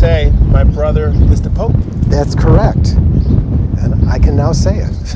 So when you found out, obviously you have pride, that's your brother. Mhm. Did you expect this?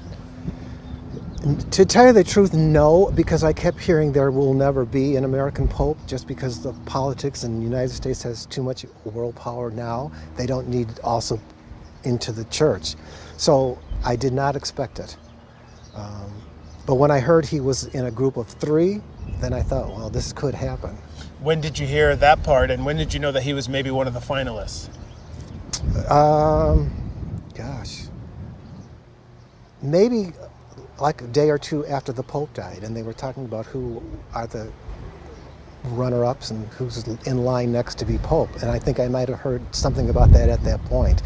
Then I spoke to him Tuesday before he went into the conclave, and he just kept saying, no, that's not true, that's not true. So he's pushing it away, hoping that it would go away. It didn't go away. When you actually heard that it was Mhm. your brother who was selected, where were you? Were you watching television? Were you on the phone? I was watching TV because I was reading a book. I got a text that said there's white smoke. So I went down and turned the TV on. No one knew at that point who the Pope was, but there was white smoke, so we knew. So I was watching. I called my niece just to make sure she knew. Then we just sat there and watched it. And then she said, look, the curtains are moving. I said, oh, something's coming up. And then that French bishop came out who was going to announce it, and we heard the name, and she screamed, and I said, oh my gosh, here we go. And then it has been nonstop phones and everything else. The world will now call your brother Pope. That's right. You arguably know him better than most people. What kind of person is he? A regular, run-of-the-mill person, I think because he was trained in missionary work in South America for so many years, he will be looking out for the disenfranchised. He will be looking out for the poor. He will be looking out for those that don't have a voice. So I think he will follow in St. Francis. Pope Francis. I was going to say, how is he different from Pope Francis? Or will he be different? I don't know that you'll see a big difference.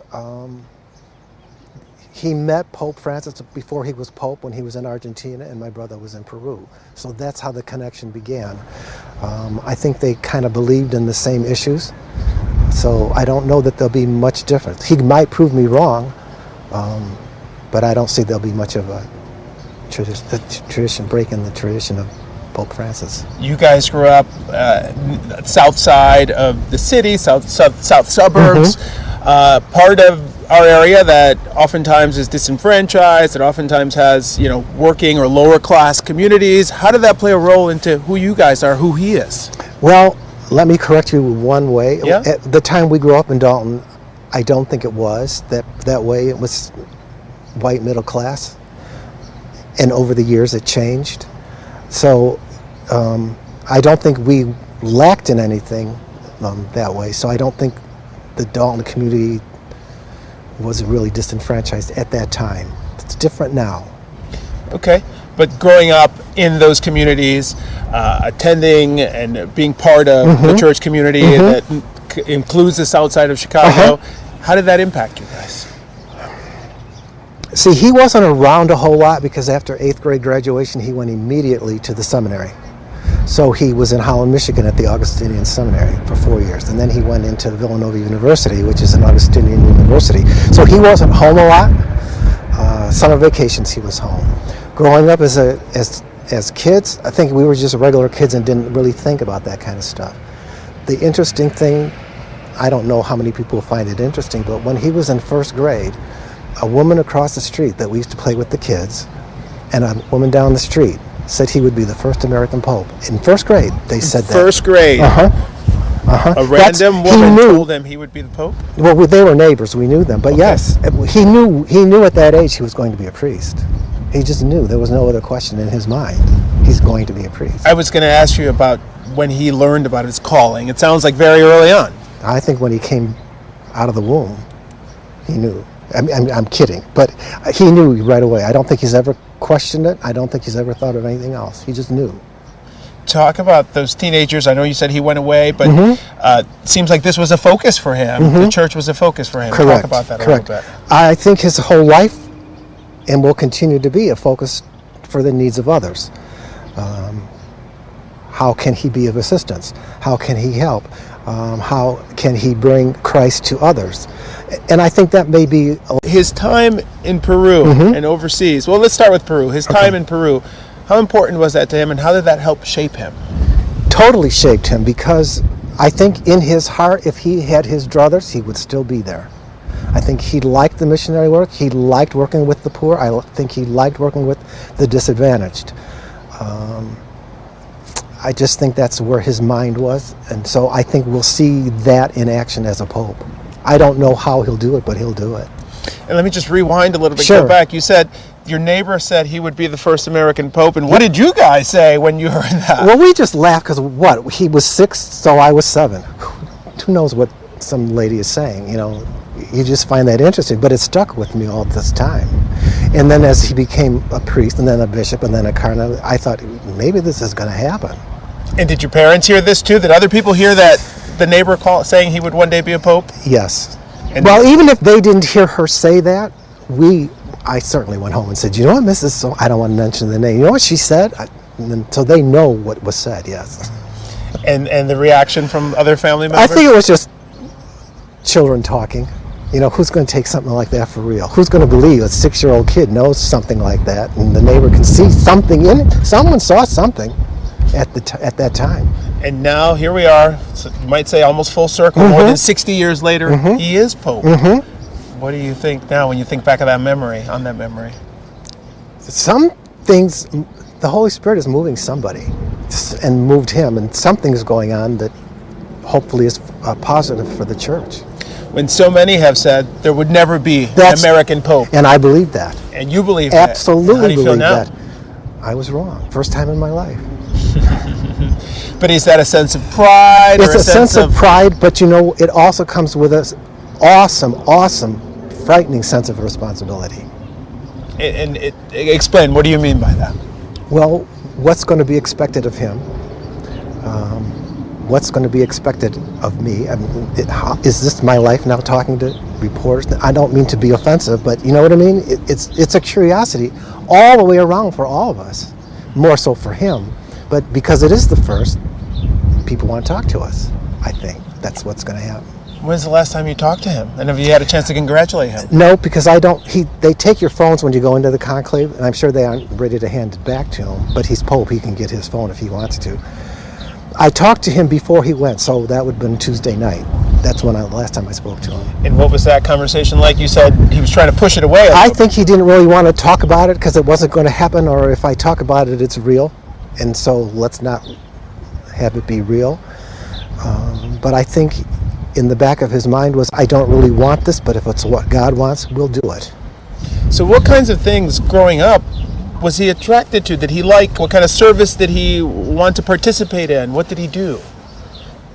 Well, because he left home right after 8th grade, there wasn't a whole lot of opportunity to do anything. He would be home for summer vacation. So he worked for a while in a boat supply warehouse, you know, filling orders. We both did that for a couple summers where we would.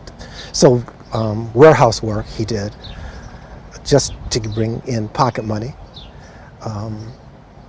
He loved to drive, just to go and drive. He was one of those that, to have a good time, that relaxed him, driving.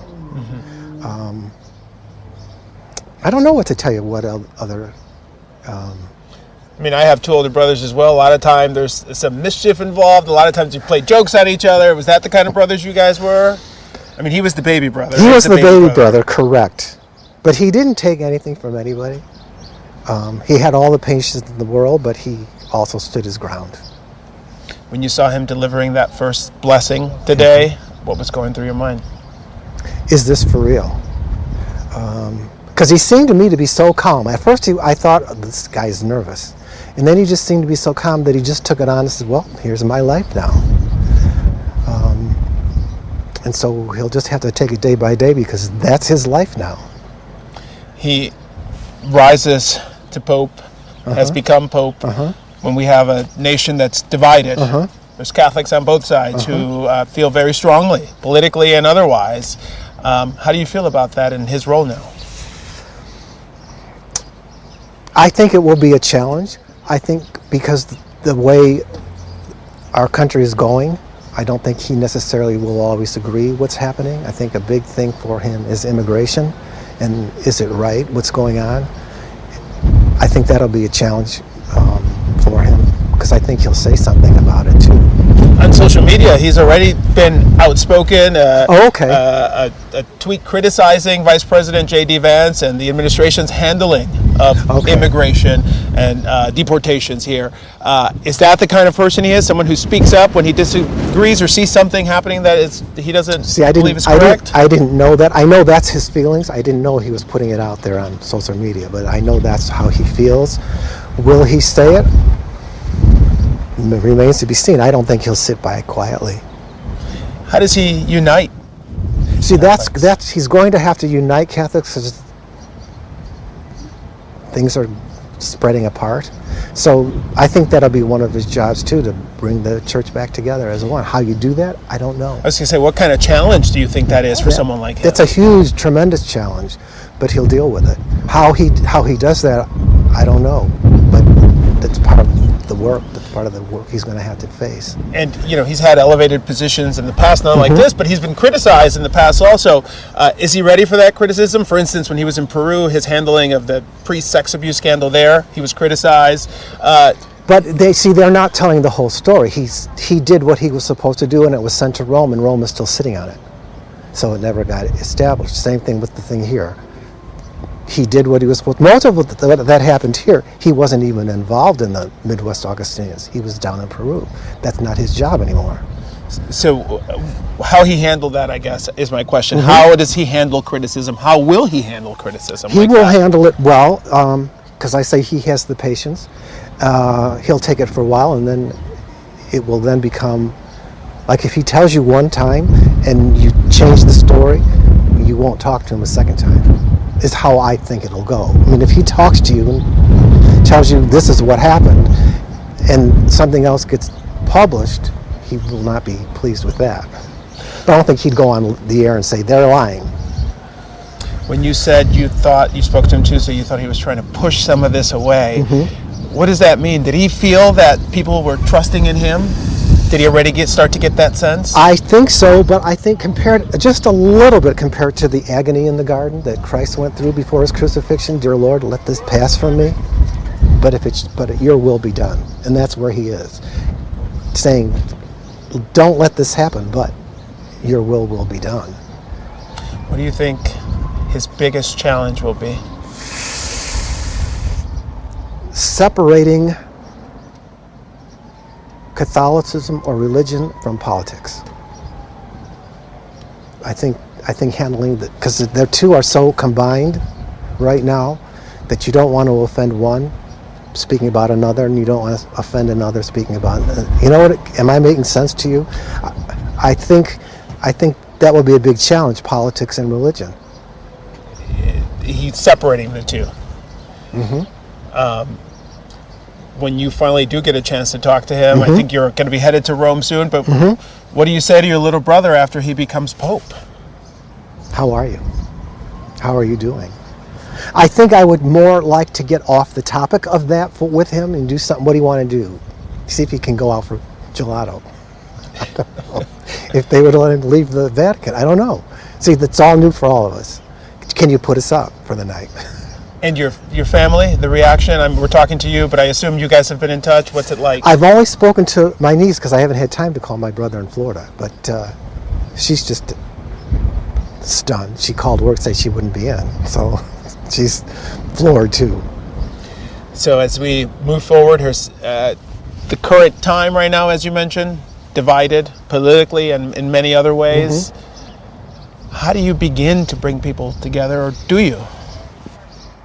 I think you have to try, and if people don't want to listen, that's their choice. But I think the choice has to be made to them, and they have to make it. I think the options have to be presented in a positive way that people will at least listen, give them a chance.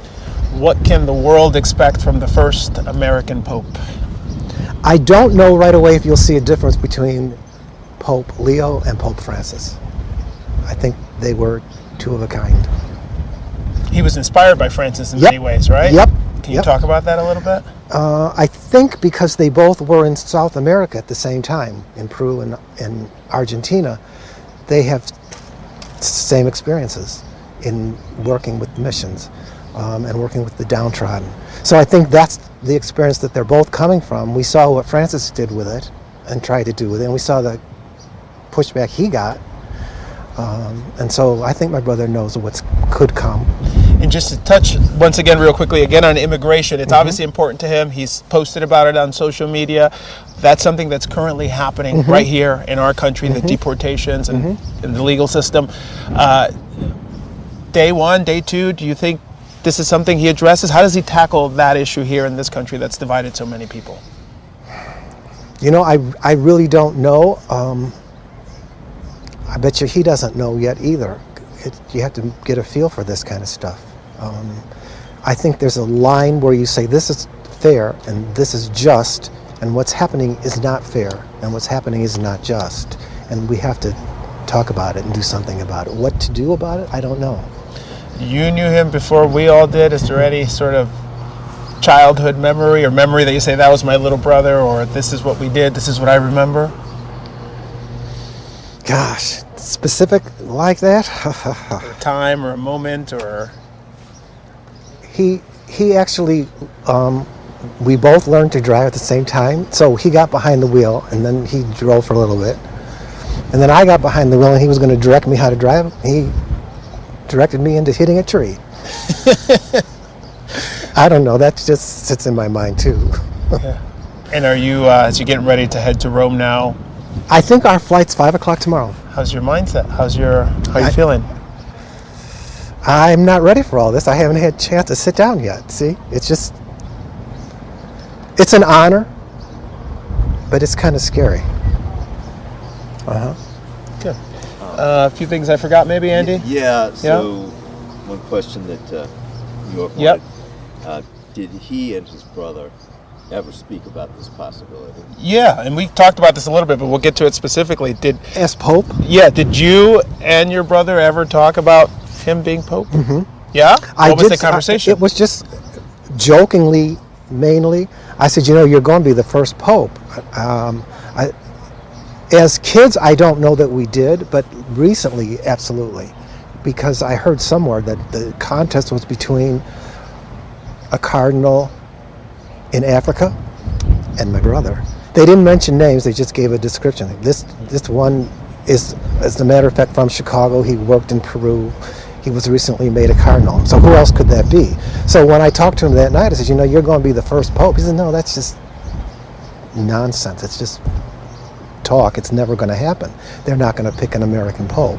I said, well, it could always be a first. He just didn't believe it or didn't want to believe it, and maybe if I don't accept it, it won't happen. You were right. One time. The other thing is, another question is, just you talked about how the way he went through life, but the question would be, what kind of guy is he? I mean, in other words, is he soft-spoken? Is he outgoing? What's his personality? Yeah, how would you describe your little brother to us? What kind of man is he? His personality? Is he outspoken? Is he quiet? He can be both. He can be, when the necessity arises, he will tell you what he's thinking. He can just sit around and be comfortable and listen and join in, but he can also say, no, wait a minute, you're wrong. This is how it is. So it depends on the mood of the conversation. Mood isn't the right word there, but you know what I mean, as to how he would respond. You know him better than any of us. How does he handle pressure? Because now he's got the pressure of the global Catholic Church on him. I don't know.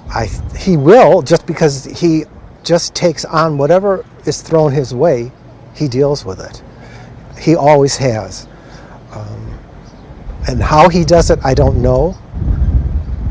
I would resign tomorrow. But he will do what he has to do. And I don't know at what point they'll let him be him, or is there a strict set of rules that you have to do this now, you have to do this now. I can see him saying, no, I'm doing this now. I can see him doing that. And so in that sense, yes, he will be outspoken. If he wants to drive around Rome, he's going to drive around Rome. Because he likes to drive, so I don't think he'll necessarily use a chauffeur.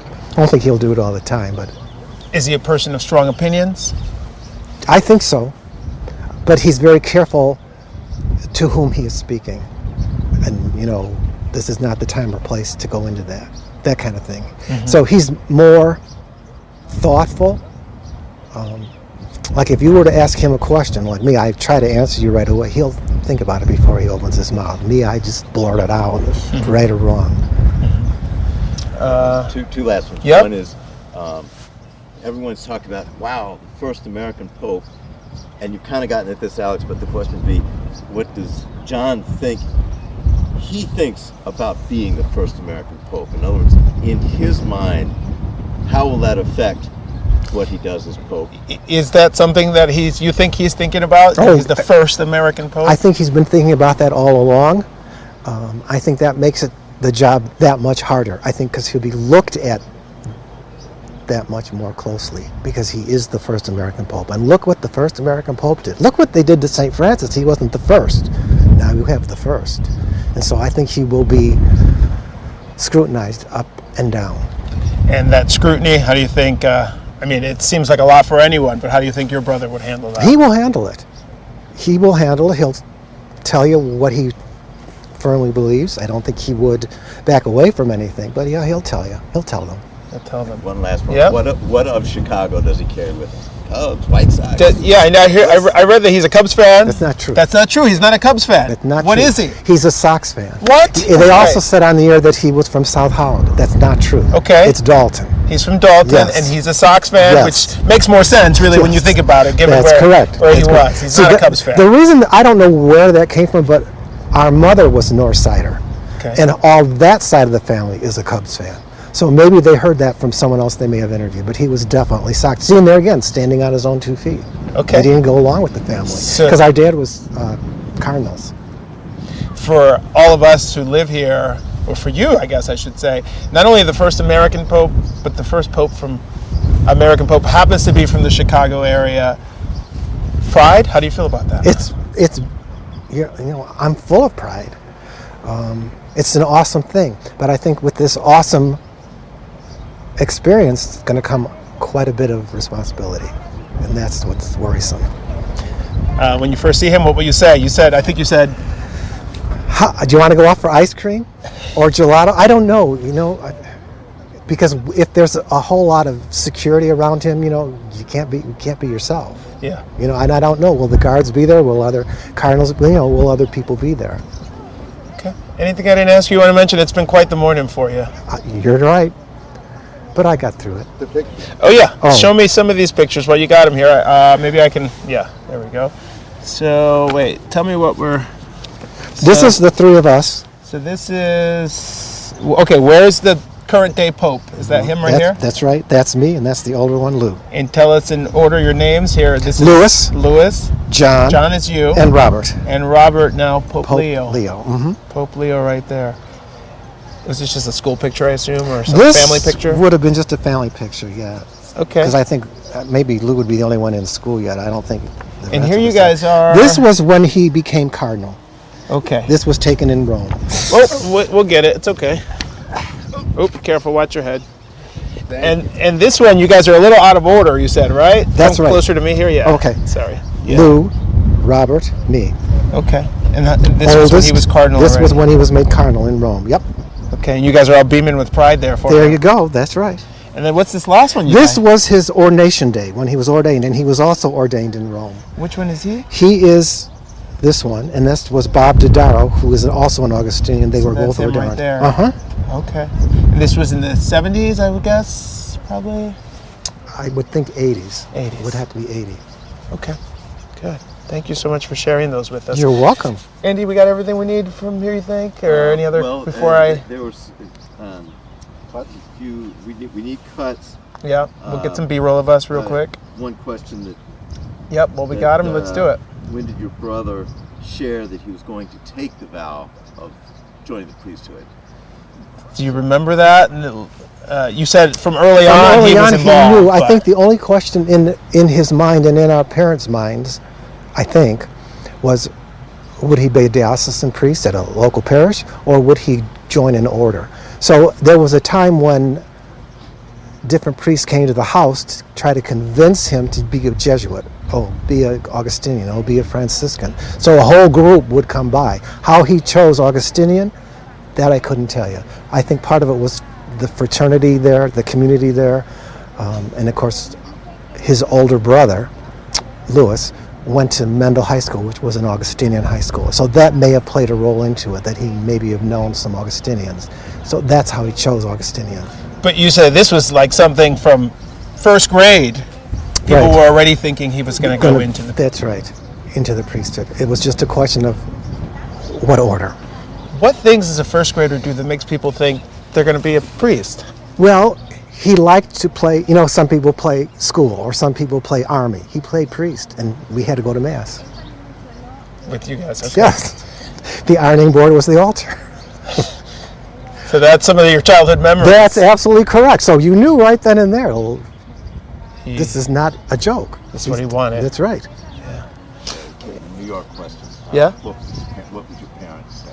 Yeah, and we kind of asked, we'll try again, but your parents are with us? Not with us, right? No longer with us. Right.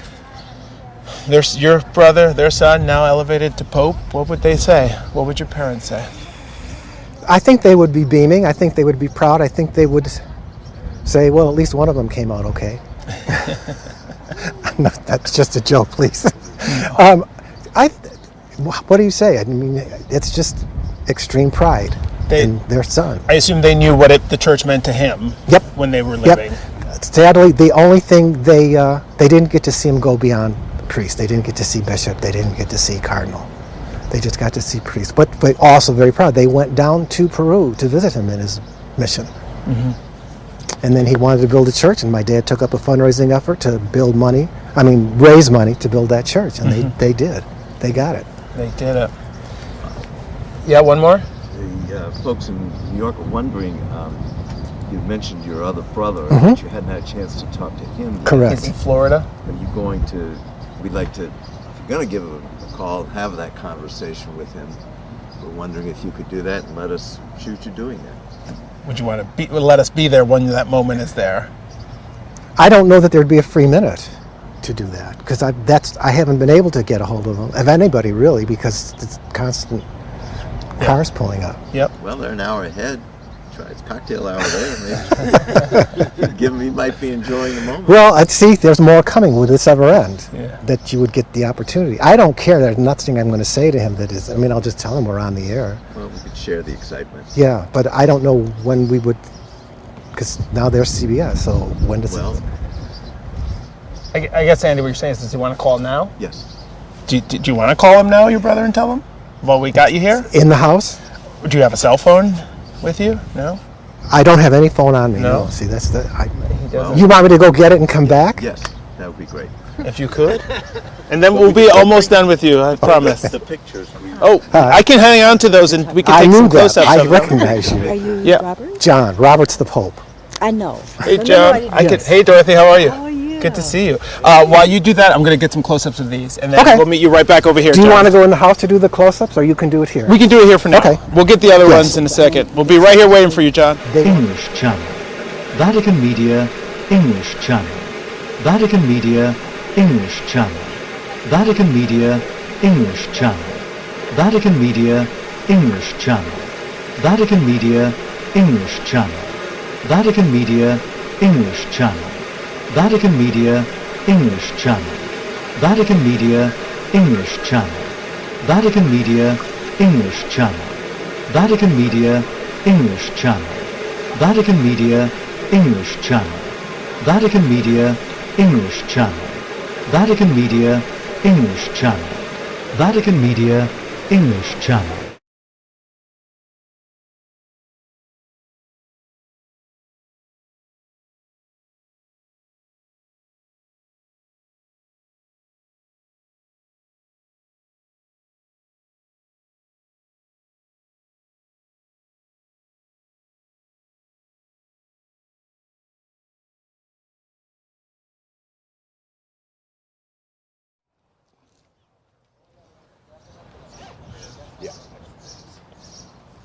You need to get us to back in the interview position. Okay, well, we need to get those right I think he's gonna. Okay. Last one. And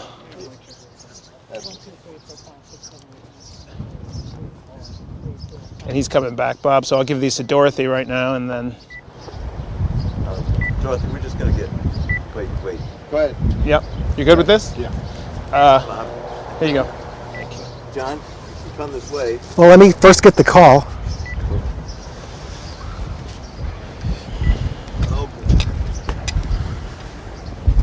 Okay.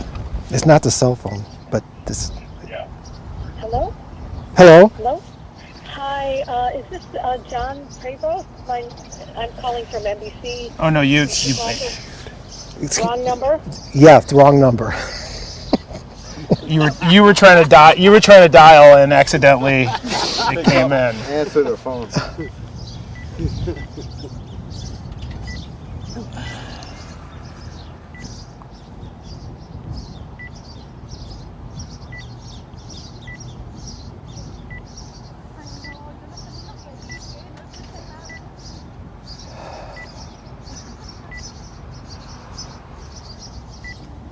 There you go. And this is your first time talking to him, right? Just step out.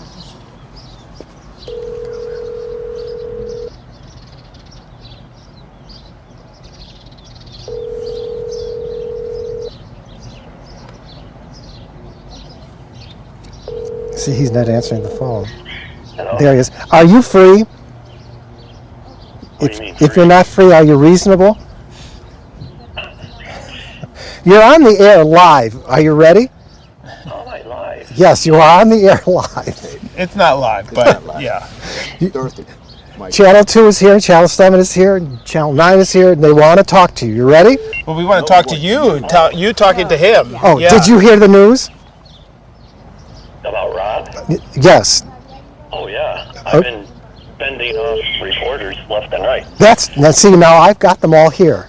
ABC, World News Tonight, and Good Morning America are here right now. That's who's ready to film me.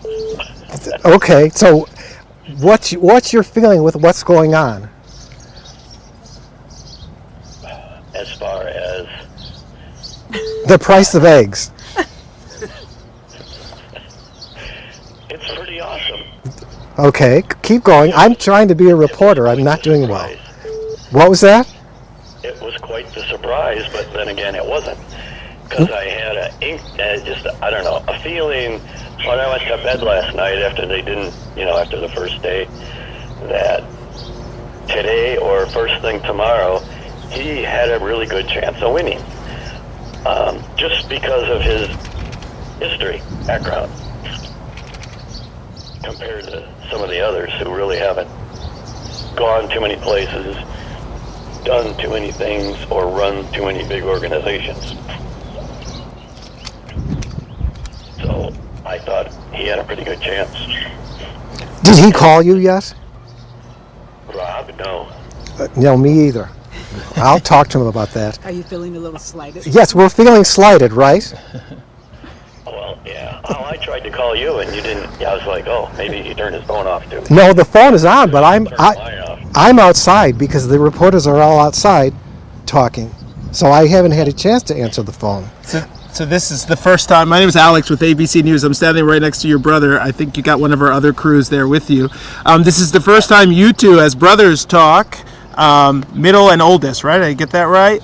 So we were wondering, what do you two brothers say to each other when your brother becomes Pope, your little brother becomes Pope? We say, I guess we better make arrangements to go to Rome. Our tickets are tomorrow at 5. Oh, you got them already? Uh-huh. Well, you might want to wait. Not that I'm telling you what to do in front of the world here, but you might want to wait till you hear when the festivities are. Well, I may have to, because if you can tell, my voice isn't exactly I hear that.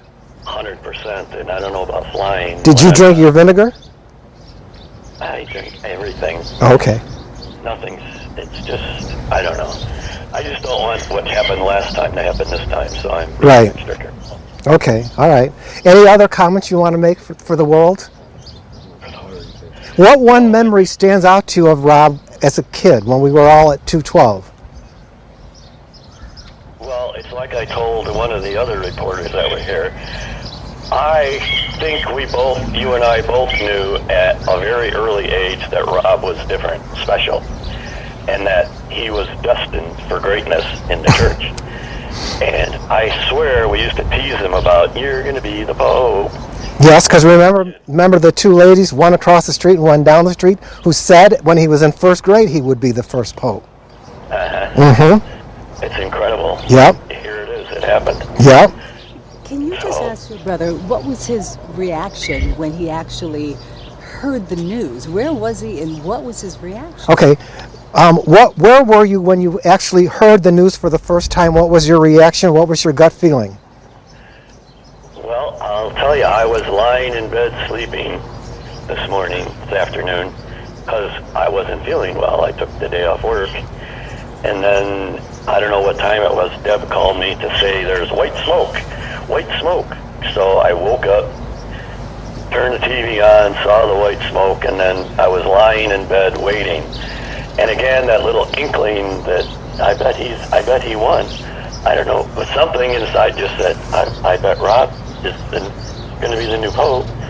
And after an hour waiting, when the Cardinal came out and said stuff he says, and started to say the name, when he went, Roberto, it was a good thing I was lying down in bed, because I might have fallen over.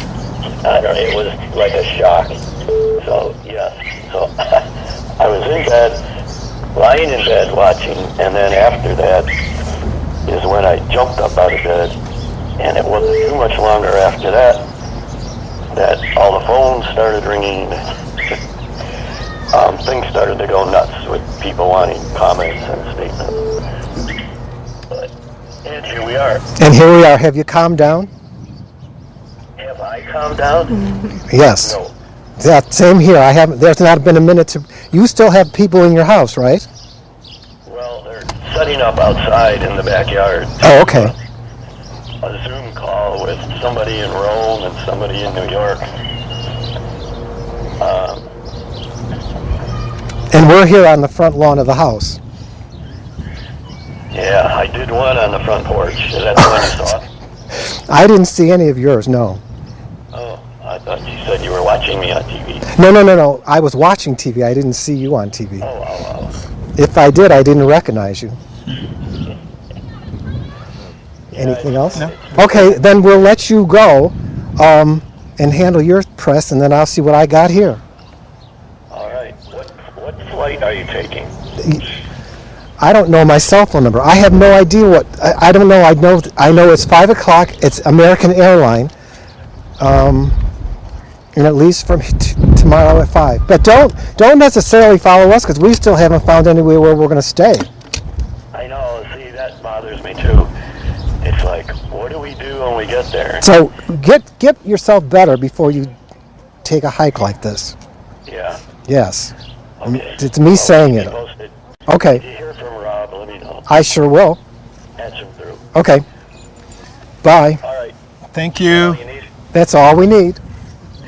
Okay. And John, I need just like 2 more minutes with you, and then we were done. Where do you need us, Andy? Which way? From where? Right where Walking you're at, or? except for. Or you want to? You talk. Okay, we're just standing here talking. That's fine. So you've been busy nonstop, huh? Busy nonstop. Your phone. Did I answer your questions You did, properly? and thank you for kind of bringing your brother in, because that helps us sort of understand the dynamic. The picture. And he said the same thing, that at an early age, you guys were talking about this. See? Super early on. Interesting, isn't it? First it's grader. odd. Uh-huh. So was that a joke about the ironing board and him pretending to do math, or that Do was? you remember the old candy called Necco? Mm-hmm. That was the first communion. So it was a full legit. Yes. And multiple times, or? Oh, sometimes he wanted to do it every day. We did it. Vatican Media English Channel. Vatican Media English Channel. Vatican Media English Channel. Vatican Media